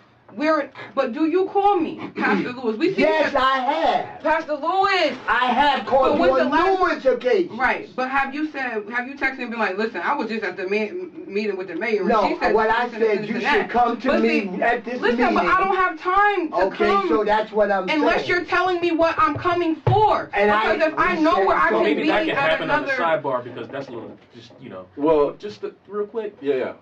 What are we doing as police? So your next question is, do the police all across the nation, and specifically here in Connecticut, do we know there's a problem? Yes, we do. Yeah. And we do, and there's trainings because of that. Well, it's called fair and impartial policing. But I'm a trainer of that. Okay, but is it mandatory? And is it ongoing? Yes, it's ongoing. I go around. It's not mandatory, but it's a part of our recertification. But see, that's the problem I have. How do we? And I'm sorry to, because I really want to. Haven yet. Because I really want to. Trainers over there. It's man, New Haven needs a whole. So and the only reason why I want to really make sure we focus on this is just because this is where I feel a lot of times we don't focus enough on is what the cops are not learning. Right. And I say because it's not mandatory. And like I said, when I went online and I'm looking at policetraining.net, it's rarely offered. Well, you can't. There's I want to do the .net. I'm just go to Connecticut Post. But I'll go to that one because that's where it has all the training. But even with this alone, it's not a lot. I know Boyce Watkins and the Root also had had some information that they shared on the fact that it's not offered. There's a brother named Derek. I'm forgetting his name right now. His last name I don't want to say Coleman. But that's exactly what I wanted to go to. However, he offers de-escalation training, and he said that it's rare. He said even in Georgia alone, only I think there was hundreds of police precincts that he offered it to. Only it's not 2. mandatory. But here's the thing. And see, it's not mandatory. I put out there. It's not. I'm going to a conference in Las Vegas next week, and it's the PERF conference. And again, it's going to go back again and talk about how do we kind of get this stuff back online. Do police chiefs nationwide know there's a problem? Absolutely they do. Do police officers recognize that there's a problem? They absolutely do. And they do understand that the problem is not necessarily about, because you could take a test and be good. That's right. Like, okay, let me just pass this. I want to know, like, if you choose to take the position of service for my community, if you're choosing to open yourself up to more than just taking a test, I want to know your political beliefs. I want to know what you do. What are you, when you're at the dinner table, how are you perceiving the people that you're actually serving when you come from out of town and come to my So what city? you're asking, so what you want is, so I think what we want, at least what I would want, because definitely, is I would want policing industry to revolutionize itself. Absolutely. Right? Revolutionize the whole. A revolution The policing is a industry, revolution in the concept of revolution revolution is also very destructive. It is very immediate. Policing, because of how it is established within our constitutional core, is not going to be a revolutionary change. It is going to be an evolution, and that evolution is going to be based on how we all impact it at different levels. And so it's coming, right? But I'll go farther and say, and I say this with confidence, there's no one definition of community-based policing in America. Right. No. Community-based Based on that community. community-based policing is a concept. Like if I was to look at you and say, I love you, and I look at you and say, I love you, and look at you and I say, I love you, it means different things to, not only does it mean when I say it to you something different, when you take it, it means something to you even different. That is how complex the concept of community-based policing is in America. So now our new challenge is, how do we get somebody in government to define it and say community-based policing must fall within this criterion and it must look like this in order for you to even say your department every is community is different, I don't think though. it has to be up there Right. like that. I mean, the every community community you're is serving different. should have to have say on that. Right. What they want from Right. what they want. Absolutely. Everybody Yes. needs an all-civilian Just review real quick, board. when you think about the entire, the nation, and you think about Connecticut, how do you think we're doing between that other side of the world and why? here? No, I'm just Well, curious. let me say this. I don't Because I think everyone there's a else. I think because I want to have that conversation. But I don't Scholar. think it has to. And when I say the force aspect, I don't look at just the shootings. Right. I'm talking about Thank you. Interaction. No. how quick do you make the decision to go to physical force, or do you take other methods and There is ways not not, only to that, but it's deal what with not, it? about- it's not just about de-escalation though, because that's just half the battle. We don't even. Well, there's also we don't want things there's to even. also We don't social want things to emotional even get. learning No, but skills. we don't want things to get there. Like you, Right. if I know you, I want even if I know people that are criminals. I don't have problems with them when I want them to do something. But what if you don't? Not Because I have a everybody's social relationship. emotional learning skills are at the same level. Some people don't have the social intelligence, So and they how have to do be you trained. weed that? How do you weed that? One of So the things you it's the said. contact Hold on, wait a theory, minute. but- One of the things so- you said. One of the things you said earlier, and you said that how do we, as far as community policing, what does that look like? When you have an individual, I saw a video that was so disturbing to me. There was a black officer, Italian officer, and the black officer got knocked out by a young African American male. Knocked out. The Italian officer was trying to wrestle the guy. He was throwing her all over. The officer woke up, didn't kill him, went and grabbed him in the best way that he could and wrestled him to the ground. Okay? He did not kill that young man. Because psychologically, to me, that could be my nephew, that could be my son, that could be somebody visually identified with. When you have individuals coming into foreign land that have no real emotional connection, They don't no identify with visual who they're connection. serving. So what I'm saying, there's nothing there for me to say I ain't gonna kill you, except my morals if I got any. But visually, that ain't gonna happen. Another incident: young lady, white or female, driving a car, ran into the police officer. The police officer shot at the car. The car flipped over. The lady was drunk, white female. The officers approached the car with the gun, put the gun in the car, pulled her out the car, and tried to administer to her the best way they could. And they were all white officers, and that was a white female. So when you talk about the social aspect, when you talk about what is it like that you need people, because the only way you're going to really get to the place, and de-escalation wouldn't be an issue if we have people to identify with the people, their community, their police. When I was coming up, we had more black, and I believe, as far as I'm concerned, when back in the 80s, we had more black officers. You had they were housing actually back then. They were in New Haven had housing in the housing project. Well, whatever it they had was, their own separate police force. Yeah. And those were all Well, black. I'm trying to tell you, the interaction I had with them was totally different than what I'm having with these officers today, who they can't identify. Well, with. here's the thing. Just because you have black officers, that don't mean they're going to handle the situation. I'm not saying that. Right. Oh my God. Like, Yes, it yes, doesn't. yes. It doesn't matter at all. I mean, you know, we're talking about all these snapshots we see. There's a lot of stuff that we don't see that happen I every day. believe that. Because I see a lot of stuff that I see white officers that do more than what you can never imagine for believe people that. before and after and during incidents. That's right. I believe Well, that. And people don't see that every day. But they're supposed to do that. They're supposed to. No, but they don't have to go. They don't have to go above and beyond. But this is Why? They take an oath. But this is No, they don't take an oath to buy groceries. for somebody. They don't take an oath to buy You're a groceries. community servant. But- You're a community but- servant. no, they don't. I buy groceries for That's people. not true. I don't care. That's not true. That's not required. I definitely do buy groceries. When we talk about what police do, right? We say we don't see it. Clearly, we know that all police officers aren't doing this, Right. right? But they represent a system that is doing it, Right. And when you have officers that are not telling on the other officers, Okay, all but of you that- are complicit. but that's false too, because that's listen, what one we second. hear. That's not 100% true. No, it's not. Because But you what I'm don't saying- hear but- about all the people that get fired. But what I'm saying is You don't hear about it. But listen, but what I'm saying is Man. perception becomes reality for people That's in the correct. communities that they're dealing with. Exactly. And so, in one of my classes, there's one white student, this female student, said, Professor Sawyer, why do black people not like the police? And I was like, I don't think it's that black people don't like the police. I was like, well, tell me about the police in your neighborhood, right? And so she said that the police in her neighborhood come to her dad's Super Bowl party.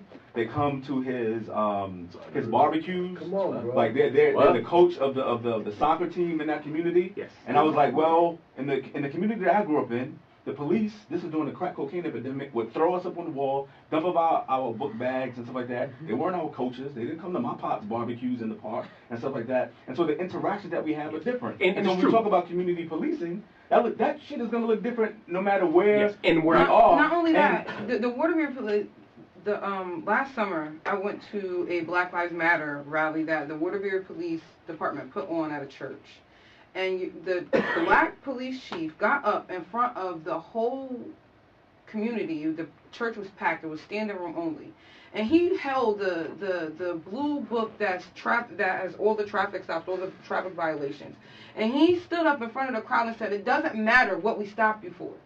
We can find something in this book to say why we stopped you. That was community. That's how he polices his community. His I know Riddick. He is not, I don't know. No, I don't. That's the law. That's- You can. This is what I'm gonna do. No, but let me You can finish take it, that but book let me- home. That's your free copy. I'll get you But another let one. me finish Because that's saying, just but the let me reality finish of saying the what I law. was saying. But let me finish saying what I was saying, because see, the simple fact is, he put an instant fear in everybody that was in that community. People started, it was murmuring. It was because he told his community that it doesn't matter where we stop you. And the reason why Black Lives Matter is doing a ground zero in Waterbury on July 17th, was because of the simple fact that as single residents, everyone I know that gets arrested from Waterbury, when they leave, they can get arrested for child support, they can get arrested for a traffic stop. When the nurses, the doctors, they know when they're coming from Waterbury because they're beat up. It doesn't even matter. That's after the de-escalation, after he got the handcuffs on him, after he was in the car. Are they filing he's still complaints? getting. Are they filing complaints to Internal Affairs? Do you know how in Bridgeport and New Haven, internal affairs is still Are they logged? filing complaints with CHRO Internal at the state affairs level? is still logged by pen and pencil. Are they filing We complaints with FOIA'd the the- CHRO? When you file a report, what happens? I filed an internal investigation when I was beat up by the cops. No one ever called me. No one ever called me. Did you go to And when I CHRO? went back. Did you go When to I went CHRO? back and I asked them where I was supposed to go, that's how I learned the system. I went everywhere. Well, I went to Tony and I was turned away. You go I to went CHRO at the state level. It's also in the use of force bill. You go to CHRO and you can file your complaint there as well and follow up. What I found, this is what I found. So I'll tell you my little history. When I came back to New Haven in 1991 after going to school in Georgia, after growing up in the projects and up here in Westville, I did not like the police. I had no intentions of being a police officer. When I came back home and I moved back to New Orleans, I saw my friends selling crack. I saw my friends killed. I saw all these abandoned houses. I actually came downtown to find out what the hell is going on and what happened in New Haven. And I found myself being the only black man standing down there trying to figure out how they're going to collapse the board of the building department with LCI at the time, and landlords coming saying, I'm sick of these monkeys tearing up my apartment building and nobody around there doing that. And after I tried to search around the New Orleans Corporation, go find the guy live up on the top of the hill, it ain't affecting him, I said, you know what? I'm getting tired of having the same conversation with people. So I said, you know what, maybe I'll do something different. Me and Mike Jefferson, I'll put him first inside the community. We had a show like that. We put together the All Civilian Review Board Against Community Policing. Me and Mike put that together. We was the first to put that together. After Malik Jones got killed, Emma Jones, she picked up the mantlet of that and moved forward. And then Tony Dawson started. And then Tony Dawson started it on that side. And then you had two groups, and then they started clashing. Once they started clashing, it kind of fizzled down. But in the meantime of that, I said, you know what? I'm gonna become a cop. And I became a cop. And I tried to change some of that stuff from the inside, because I realized on the outside of this, and I'm not taking away from anybody that march, because we need marchers. We don't just march, though. I'm no longer a marcher, but I will say this, and I will give my suggestion to you, as I actually did meet D. Ray McKenzie right downtown and had a good conversation with him when he came. I will say this. Because he's a sellout, so. Yeah, I will say this. If we're going to march, let's make sure people are registered to vote. If we're going to march, let's make sure when we're registering them, they understand what they're voting for. No. And make sure out to vote, and not to just vote Democrat. Okay, make sure that they register to vote. Local and in that group, run somebody. Run somebody against an altar in the city. And the thing about it is, if you ran me, your police academy is gonna secretly go behind and tell the mayor, you can't let her do that. You can't, because see, the thing about it is, you can listen, complain. Listen, don't, that whole My daughter is 16. My daughter was attacked last year by not one, not two, not three, but 4 kids, including a guy, on video, okay? One of them was 18 years old, okay? So I called, I did everything I was supposed to do, talked to the chief, whatever. I got pissed off. So what I did, and I'm going to say it now because I can't get in trouble for it, is that the 18-year-old, I whooped her ass, okay? Like a 39-year-old woman. You want to touch mine? I'm going to whoop your ass. And then I also went to each one of those people's houses with a crowbar, because that's my daughter. And I'm not about to sit and keep calling and doing all this. Nothing is being done. I watched this girl jump on my daughter's head, and they did nothing. So I took the matters into my own hands. I bet you when my daughter goes to the Hill now, she has no problem, because they know her mother's not playing. She's not playing with but I shouldn't have to get to that, because I don't have a record. I don't have a record. I'm out in the community all the time. Okay, my face is known. But when it came to my child, I will kill behind mine without thinking. And that's the anger level that and when you go and file a complaint, the cops look at you and laugh at you like you have I was treated as if I was a ghetto mother. Right. Okay. Now don't get the face confused, because I can wear, like Don said, I could wear whatever, but when I opened my mouth and I spoke to those officers, I told them what I did. They were fine with it, honestly, because there's too much going on for them to even do the job. I shouldn't even have to go to somebody's house with a crowbar. I'm sorry, I shouldn't. Not when you know the address and you told the cops where the address was. I watched the video. Chief Pastor watched the video with me and still did nothing. I think my question... That's why I took what you said just right here. It doesn't matter. That's why Miranda took it into her own hands, and I made it matter. Made it matter. But I guess my question is, I mean, and all of us, again, I think I heard Sister say that we got different ways of getting to it. We all want things to be better. Am I correct? Yes, all of us. I want you to finish your point, but starting with what you're about to say, I want to leave on solutions and actions that we want to suggest for the community that's actually This needs to be right given now. to every And black child. I also want to go over this. Where can we get that? So go ahead, John. We'll start with you, and we'll go around this way. So I just want to say again, all of us are here together. I am willing to work with whomever. I'm willing to do whatever we need to do to move this forward. I can't do what some of y'all can do. I'm not I ain't got 10 toes down in some of the places. Somebody was watching my live. No, of course I'm listening. People learn. People learn. No, I ain't learn. Yeah. I watch. I'm watching. They won't. Okay, that's I got to stay in Right. that sense. So, in whatever way that needs to be done, I'm also again putting pressure inside of the department and making sure that And they don't are like that accountable. either. But that's okay. I'm good with that. But infiltration, y'all, please. This is a movement, not a moment. People that want to have a moment Absolutely. are selfish. Right. People that understand movements are personally committed no matter what it takes. What it takes. Okay, we gonna get through this and we gonna make sure it happens. But we gotta be on one accord. I ain't gotta agree with the way you do it, but I gotta work with you though, Right. because we got the same issue. Let's believe So, Stokely No. did not agree with Martin on everything. right. But So they had what to I'm make it happen. saying, Right. and I say this today, and Malcolm and Martin is necessary. The strategy of both of them to blend together, we never experienced that. But indirectly, it's on the floor right now. Right. You have that on the floor right now. The question is, where do we go from here? So why don't we go to that, and then let's move to the next person to provide those solutions as well. Yes. Yeah, you can continue your Oh, solution. You're about to go into your no, solution. I gave it to you. I'm saying I'm available. Whatever that Okay. is. Right now, we're in the academy, Yep. working with the police officer. We're in the high school. What's your organization? It's called the Connecticut Center for Nonviolent Reconciliation.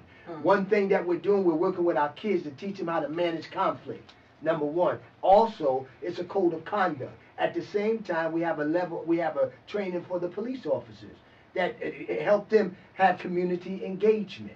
Okay, and also now with the pastor and the ambassadors program, putting some fire under the clergy, under the religious organizations, because really that's where we need to really address also, because those organizations meet every week, once a week, every Sunday. We need to hold them accountable. How are you teaching them community engagement? Is it like, hey, go by the neighborhood? No, and brother, play songs Right, and because things everyone. like that? really, you know what it Intervene so is? you can arrest them. Instead of you getting information, you need to have interaction. Right. So Okay? that's So, what I'm asking. How do Again, you- a lot of them don't and never probably even engage with blacks or those in the black community. So what do Again, you I'm not push them to do? We have training exercises, modules. We have What does people that look from the like, going into a community. black But that's what We I'm have trying to people figure in out. the community Is that what the that training come is? into the training. We have the youth that live in the community that are a part of it. So what is it? Is it like, look, go through No, the sir. bill and Hug us, talk black to man. No, right, like, no, that how does don't it work, look like? bro, because what it is, they got biases. We all got biases. They got to face their own biases. They sat home, they go home, and you're not trying Okay. to change their bias. What we are telling them, you have to be accountable to manage your bias, and it doesn't spill over in your interaction with that individual Got that it. you already demonized Got them. it. So you're gonna have to check that. Okay. If you're looking to do, and if you don't want to be, you got to really look at yourself and say, is this a job that I really want? Because we're going to hold the fire to you to make sure so you can't say, like I got accosted by an officer that didn't know who I was. Right. And that's when Esterman was there. He got rid of the officer, but I dressed him appropriately. I was mad as hell, number one. I wanted to have a selfie moment at that time, but what I thought about, I need to get inside this because this was a rookie officer, a white officer, dealing with a black kid he sprayed and telling the kid to act still and act sane. So let me finish. No, I'm so my point is that instead of me having a selfie moment, I wanted to get inside and infiltrate the department and deal with those officers before, being that we ain't applying, so why not have a voice to them or interact with them and bring them to an understanding of who they policing. Okay, so one more time, the name of your organization? It's called the Connecticut Center for Nonviolence. And if anybody wants to get involved, they can just hit them up and get involved. Yeah, Okay. it's on the website. Also, Shafiq, I definitely want you to, and I want to implement your book in this moment too. So thank you for having me here. Thank you. For all the guests that were here, and I appreciate all of the work. God bless us for all of the work that we are doing and all the work that we have yet to do. You know, my approach, I'm approaching 21 years in law enforcement, God willing, in about another week. And I was going to retire last year, and I was going to retire this year.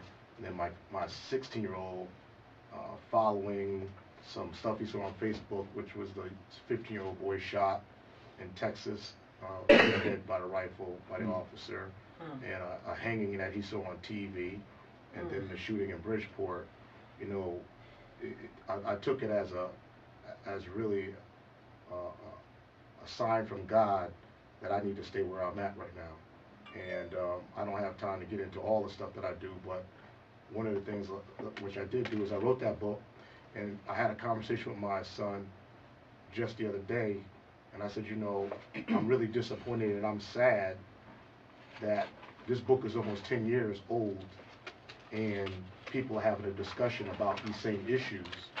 And he said that's because the issue is so relevant, it will never go out of topic. And so for me, that's like, well, damn. You know what I'm saying? I'm a black man, I'm Muslim, I'm a police officer, I'm an author, I'm a writer, all of that stuff. Then I gotta do it then I gotta do what I gotta do. Because I'm not looking around, like I've never really looked around for nobody else to do. So my approach to this is, I think, and this is my call, especially the officers, whether they're black, white, or Hispanic, step up to your leadership.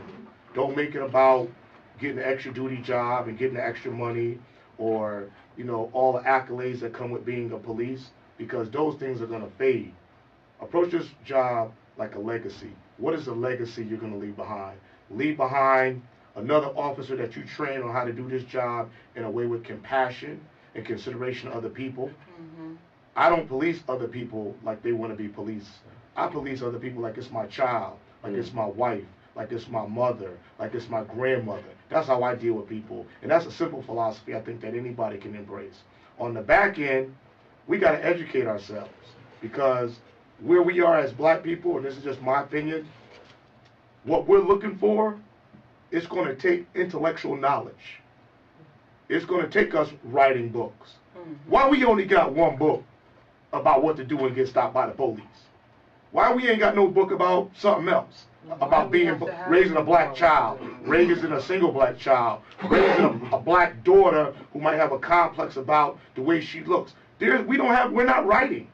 We're not putting out articles. What we're doing is, and I hate to say it, we all up on Facebook, liking people's posts and searching videos and all that other stuff, when we could be writing manuscripts. It don't take long. When I started publishing books, I couldn't even get nobody to publish that book. Nobody would publish it. I sent it to Harper and Row, all the presses, all of the major presses. They sent me back a thing and said, why don't you change the name to an urban man's guide to law enforcement in America? I was like, what the hell is an urban man's guide? So I dug in my pocket, I pulled out $4,000, I started my own company, and I published my own book. That's right. You know what I mean? And it's out there, and it ain't a promo. I got another book coming out probably this week. I just got to finish off the last piece that deals with another big issue around the way police approach people when it comes to terrorism. And this particular book really focuses on that, and it deals with ISIS and how this concept of terrorism and ISIS has now incorporated this concept of African American terrorism. And I'm talking to that. So I think that the key is to this. I think you should do this every 2 months. Bring people together and really, and walk away with the solutions. I think brothers like him, if he could start, a black psychologist think tank, and get on that trauma piece and start documenting and publishing stuff, I think those are solutions. And I've taken some notes myself to go back and in my respective department in the areas that I sit to do some tweaking as well. Thank you. Just so the people know, are you also offering a service where you'll come into the classroom, the church? And, I've been doing that. You've been doing that? Yeah, I did with NAACP, so I come in. So everybody knows that if you want to get you know, some schooling on this right here, whether it's That for your needs to be church, in the school. for your home, for the school, all of that. Yeah, let's make it happen. Yeah. And actually, next year for my school, because that's the one beautiful thing about what I do as far as with the future project, I can do stuff during the day.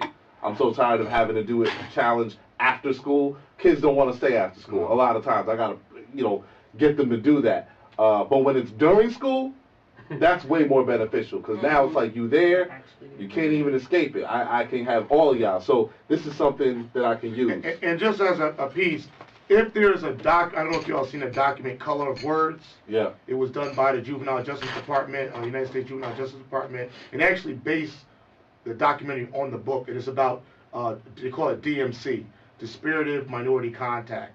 I mean, that's just a great video. Okay. Just to, well, really, it's just knowledge, like a little less than probably what I gave, but in a much more better format. Because what I give is more technical, but it's just really knowledge, and it speaks to that it is about Connecticut, and they do the study, and they say that in Connecticut, when an African American child is stopped by the police versus a white child, they're more likely to go to jail, and the white child is more likely to get a misdemeanor summons, and that's why you see this new bill that's called Raise the Age was introduced by actually Mayor Hart at the time she was a senator, along with Tony Walker Edmonds, who was a state senator. They were the ones that actually made it now where you, at 18 years old, you can still get a misdemeanor because you don't have to go in a wagon, you know, or you don't have to go into the downtown to get arrested anymore because it was just killing you. You know, it takes away from your opportunity. Yeah. So I suggest that video as something really good.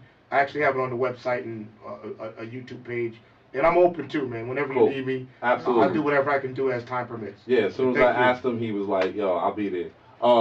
Jamal, let's go to you. So, I don't really have, I mean, I have, there's a lot going on here, and I love that you guys are entrenched in the community trying to work. But I still got a family too that I'm trying to raise, you know, and love on, because my wife should probably wonder where I'm at right now. So, but I just you know where you're at. Yeah, I'm on video. I'm on video. You got it. Facebook, you know where you at. He's on Facebook. Yeah, but what I try to do, if you friend request me, you can just friend request me. I'm just heavy into our youth. Okay, I can only speak to, you know, to the crowds that I speak to. You know, I'm trying to get into every school, 8th grade school right now, talking to kids about decision making. Yeah. I work with young cadets. I started a program 8 years ago, and I'm still doing it. My son is involved in it. I head over to Manson Institute in Cheshire. So I'm just trying to just touch on anything I can touch. And as far as policing, my responsibility, because I am an instructor at my police department, we're trying to gain, you know, confidence back from the community, because there's a lot of stuff that's going on, and that's our main focus. Yeah. I don't know what people are hearing, but that is our main focus in our department. We want to get that. We want to have some procedural justice for everybody, and it's a hard job. It's a scary job, and to think nobody. I wasn't in the military. I never had to use death force on somebody. I pray to God that I don't have to, because I'm going to be a part of this discussion. Right. They don't know me. They just going to know that I'm another officer. She coming for me. She coming for me. So I pray to God that I never have to. But a lot of times, like, officers can go through 20, 21 years and not ever even have to pull their weapon. That happens more often than you think. So I think that one of the things that I'm trying to push forward, more police departments becoming accredited. That's not the total answer, but that's just one. Okay. Another thing I would like to see is the summonses being, instead of in custody, of arrest, we have to take people for BS sometime. Yeah. For larceny 6, larceny 5. Right. I gotta take you, and now, like, good thing I have good communication skills. Sorry, that I never really had to put my hands on anybody. Right. Maybe a little bit because of my size, but I'm gentle with people and I'm respectful to people. But for the most part, I just wish we didn't have to take so many in custody. You know, give them a summons. Because really, if you really don't know, every arrest is supposed to be by warrant.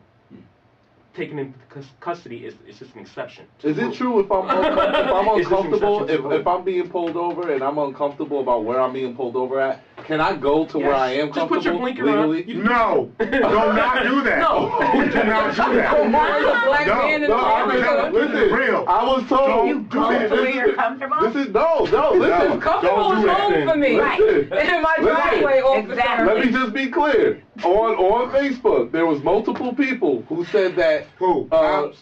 No, they weren't cops. That's my point. Is that but they were in other states too, though. Don't do and they that said nowhere. that when they got pulled over, it was a deserted area. They didn't feel comfortable, so they went to an area where it was crowded. More light, more And people. and that's where they. And then I'm like, I don't think you can do that.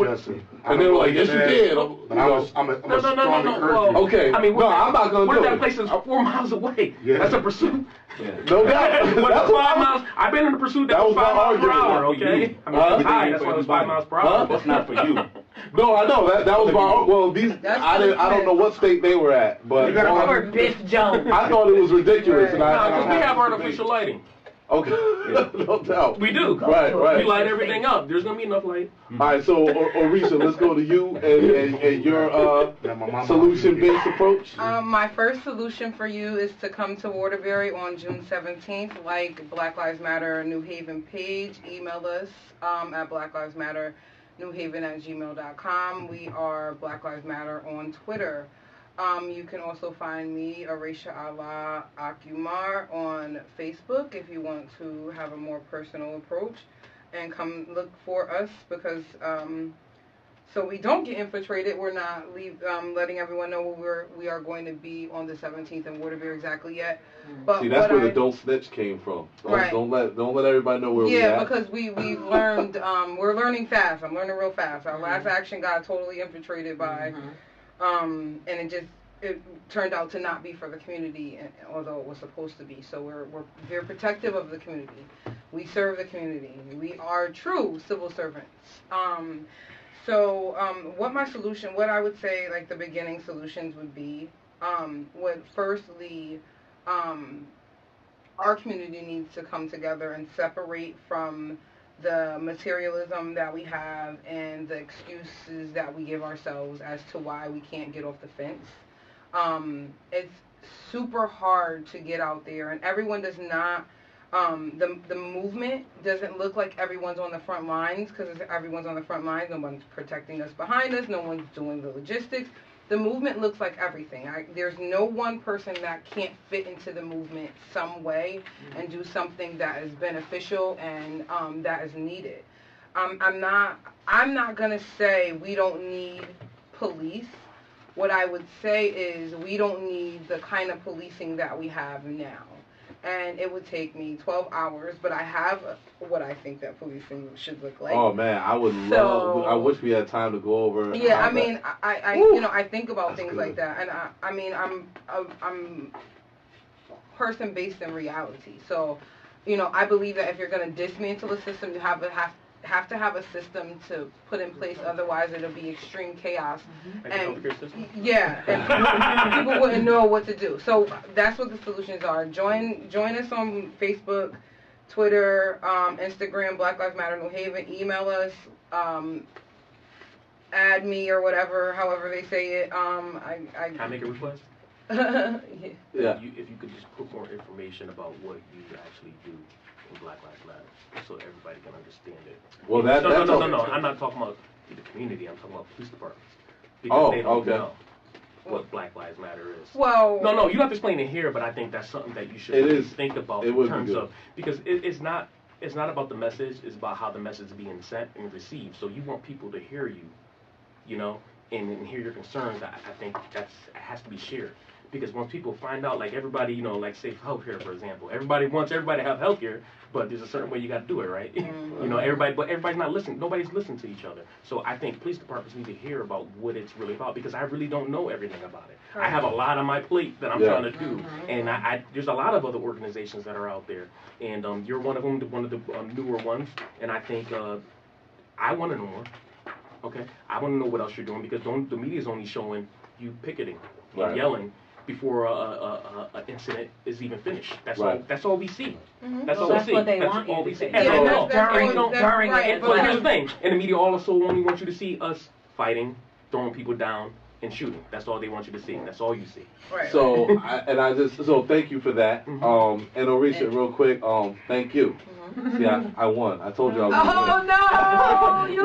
we got a little inside joke, but I thank won you. that one. Thank you for having me. No, thank you. No, Thank thank you. Don, let's go to you and we'll wrap up. I don't have solutions right now. I Right. think part of the thing that we have to do and understand is that we have to work in our spheres of influence. Right? We need people strategically placed at different parts of the system in order for it to change. Right? Everybody is not going to be the person marching. Everybody is not going to be the person who is going to be able to get to the meetings and take off and stuff like that. So I think we also have to hold people like me accountable, right? So these faculty members who make it out these communities and are on these nice campuses and stuff like that, to bring our asses down, to be with the people. Not coming down in a way, okay, we got these degrees and we know everything, but to humble ourselves, come down, see what the people need, and then from there, we make our progress based on the needs that have been put forth by the people. That's what we have to do. And so in my practice as a public sociologist, I like to say that I work for and with the people. I don't do research on the people, and I think that's the difference. So I think we have to be within these communities, and we have to use our institutions as a way to benefit the community. And so right now my sphere of influence is working in the community, but also educating the people who are in my classes, because a lot of them want to become law enforcement officers. So I'm trying to do all that I can to dispel the nonsense that they come into these programs with. And so that's the part that I'm doing on campus, in addition to the work that I try and do with you and others in the community. All right. So I want to again thank you all for coming through. Already I'm looking at 17 shares already from multiple Great, people. guys. So this is crazy beneficial, not just for everybody listening, but for me personally, just because I have questions. I want to know, you know, Me and too. I got a lot of insight today about not just police tactics, but also ways that we as a community can voice our concerns about certain things and certain issues. So I want to thank you all, and I will be doing this again in about, you know, maybe sooner than 2 months, and it might just be revolving around a different tactic. Orisha, I wanted to invite you to do something. I don't know if it's something you'd be interested in, but I was inboxed about a module that police officers offer, and I wanted to do it too, It's funny you brought that up. 'Cause where I we was- can go through some tactical training and see exactly what they do. Oh, I'm all the way around. You with that? I'm all the way around. You with I'm that? about 10 toes down. I'm all the way Okay. around. All right. So I'm with it too. Okay. And I'm thinking we could do it, and then we could come back and kind of reflect on that and see Do what you that have looks the like. do you have that person contact? They're gonna They offer that to you? they inboxed me and they gave me the website and they were gonna offer it, but I don't. If you have something that's even closer, It's the same thing. It's the same thing. It's the same thing. Well, since you're already on the show, I say we Is this the rock thing with in like you. Rhode Island or something? That's What? in Connecticut. Okay. Yeah, all this right, was in right. Connecticut. But I say since you're on the show and we already have this connection, I say we rock with you if that's something you I think offer. that'd be good. Let's Yeah, do I'm it. around. To do it and then come back and debrief. Yeah, Absolutely. definitely. Yeah. All right. Definitely. So we set up the Angry or next did show. not work Come on today. now.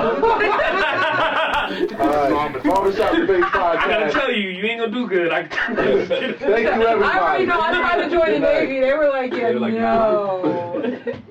You have too many opinions No, about that was great, everything. y'all. That was a great. There's a Yeah, lot of- so there's that a lot was of you stuff. saying that about the babies and the new moon?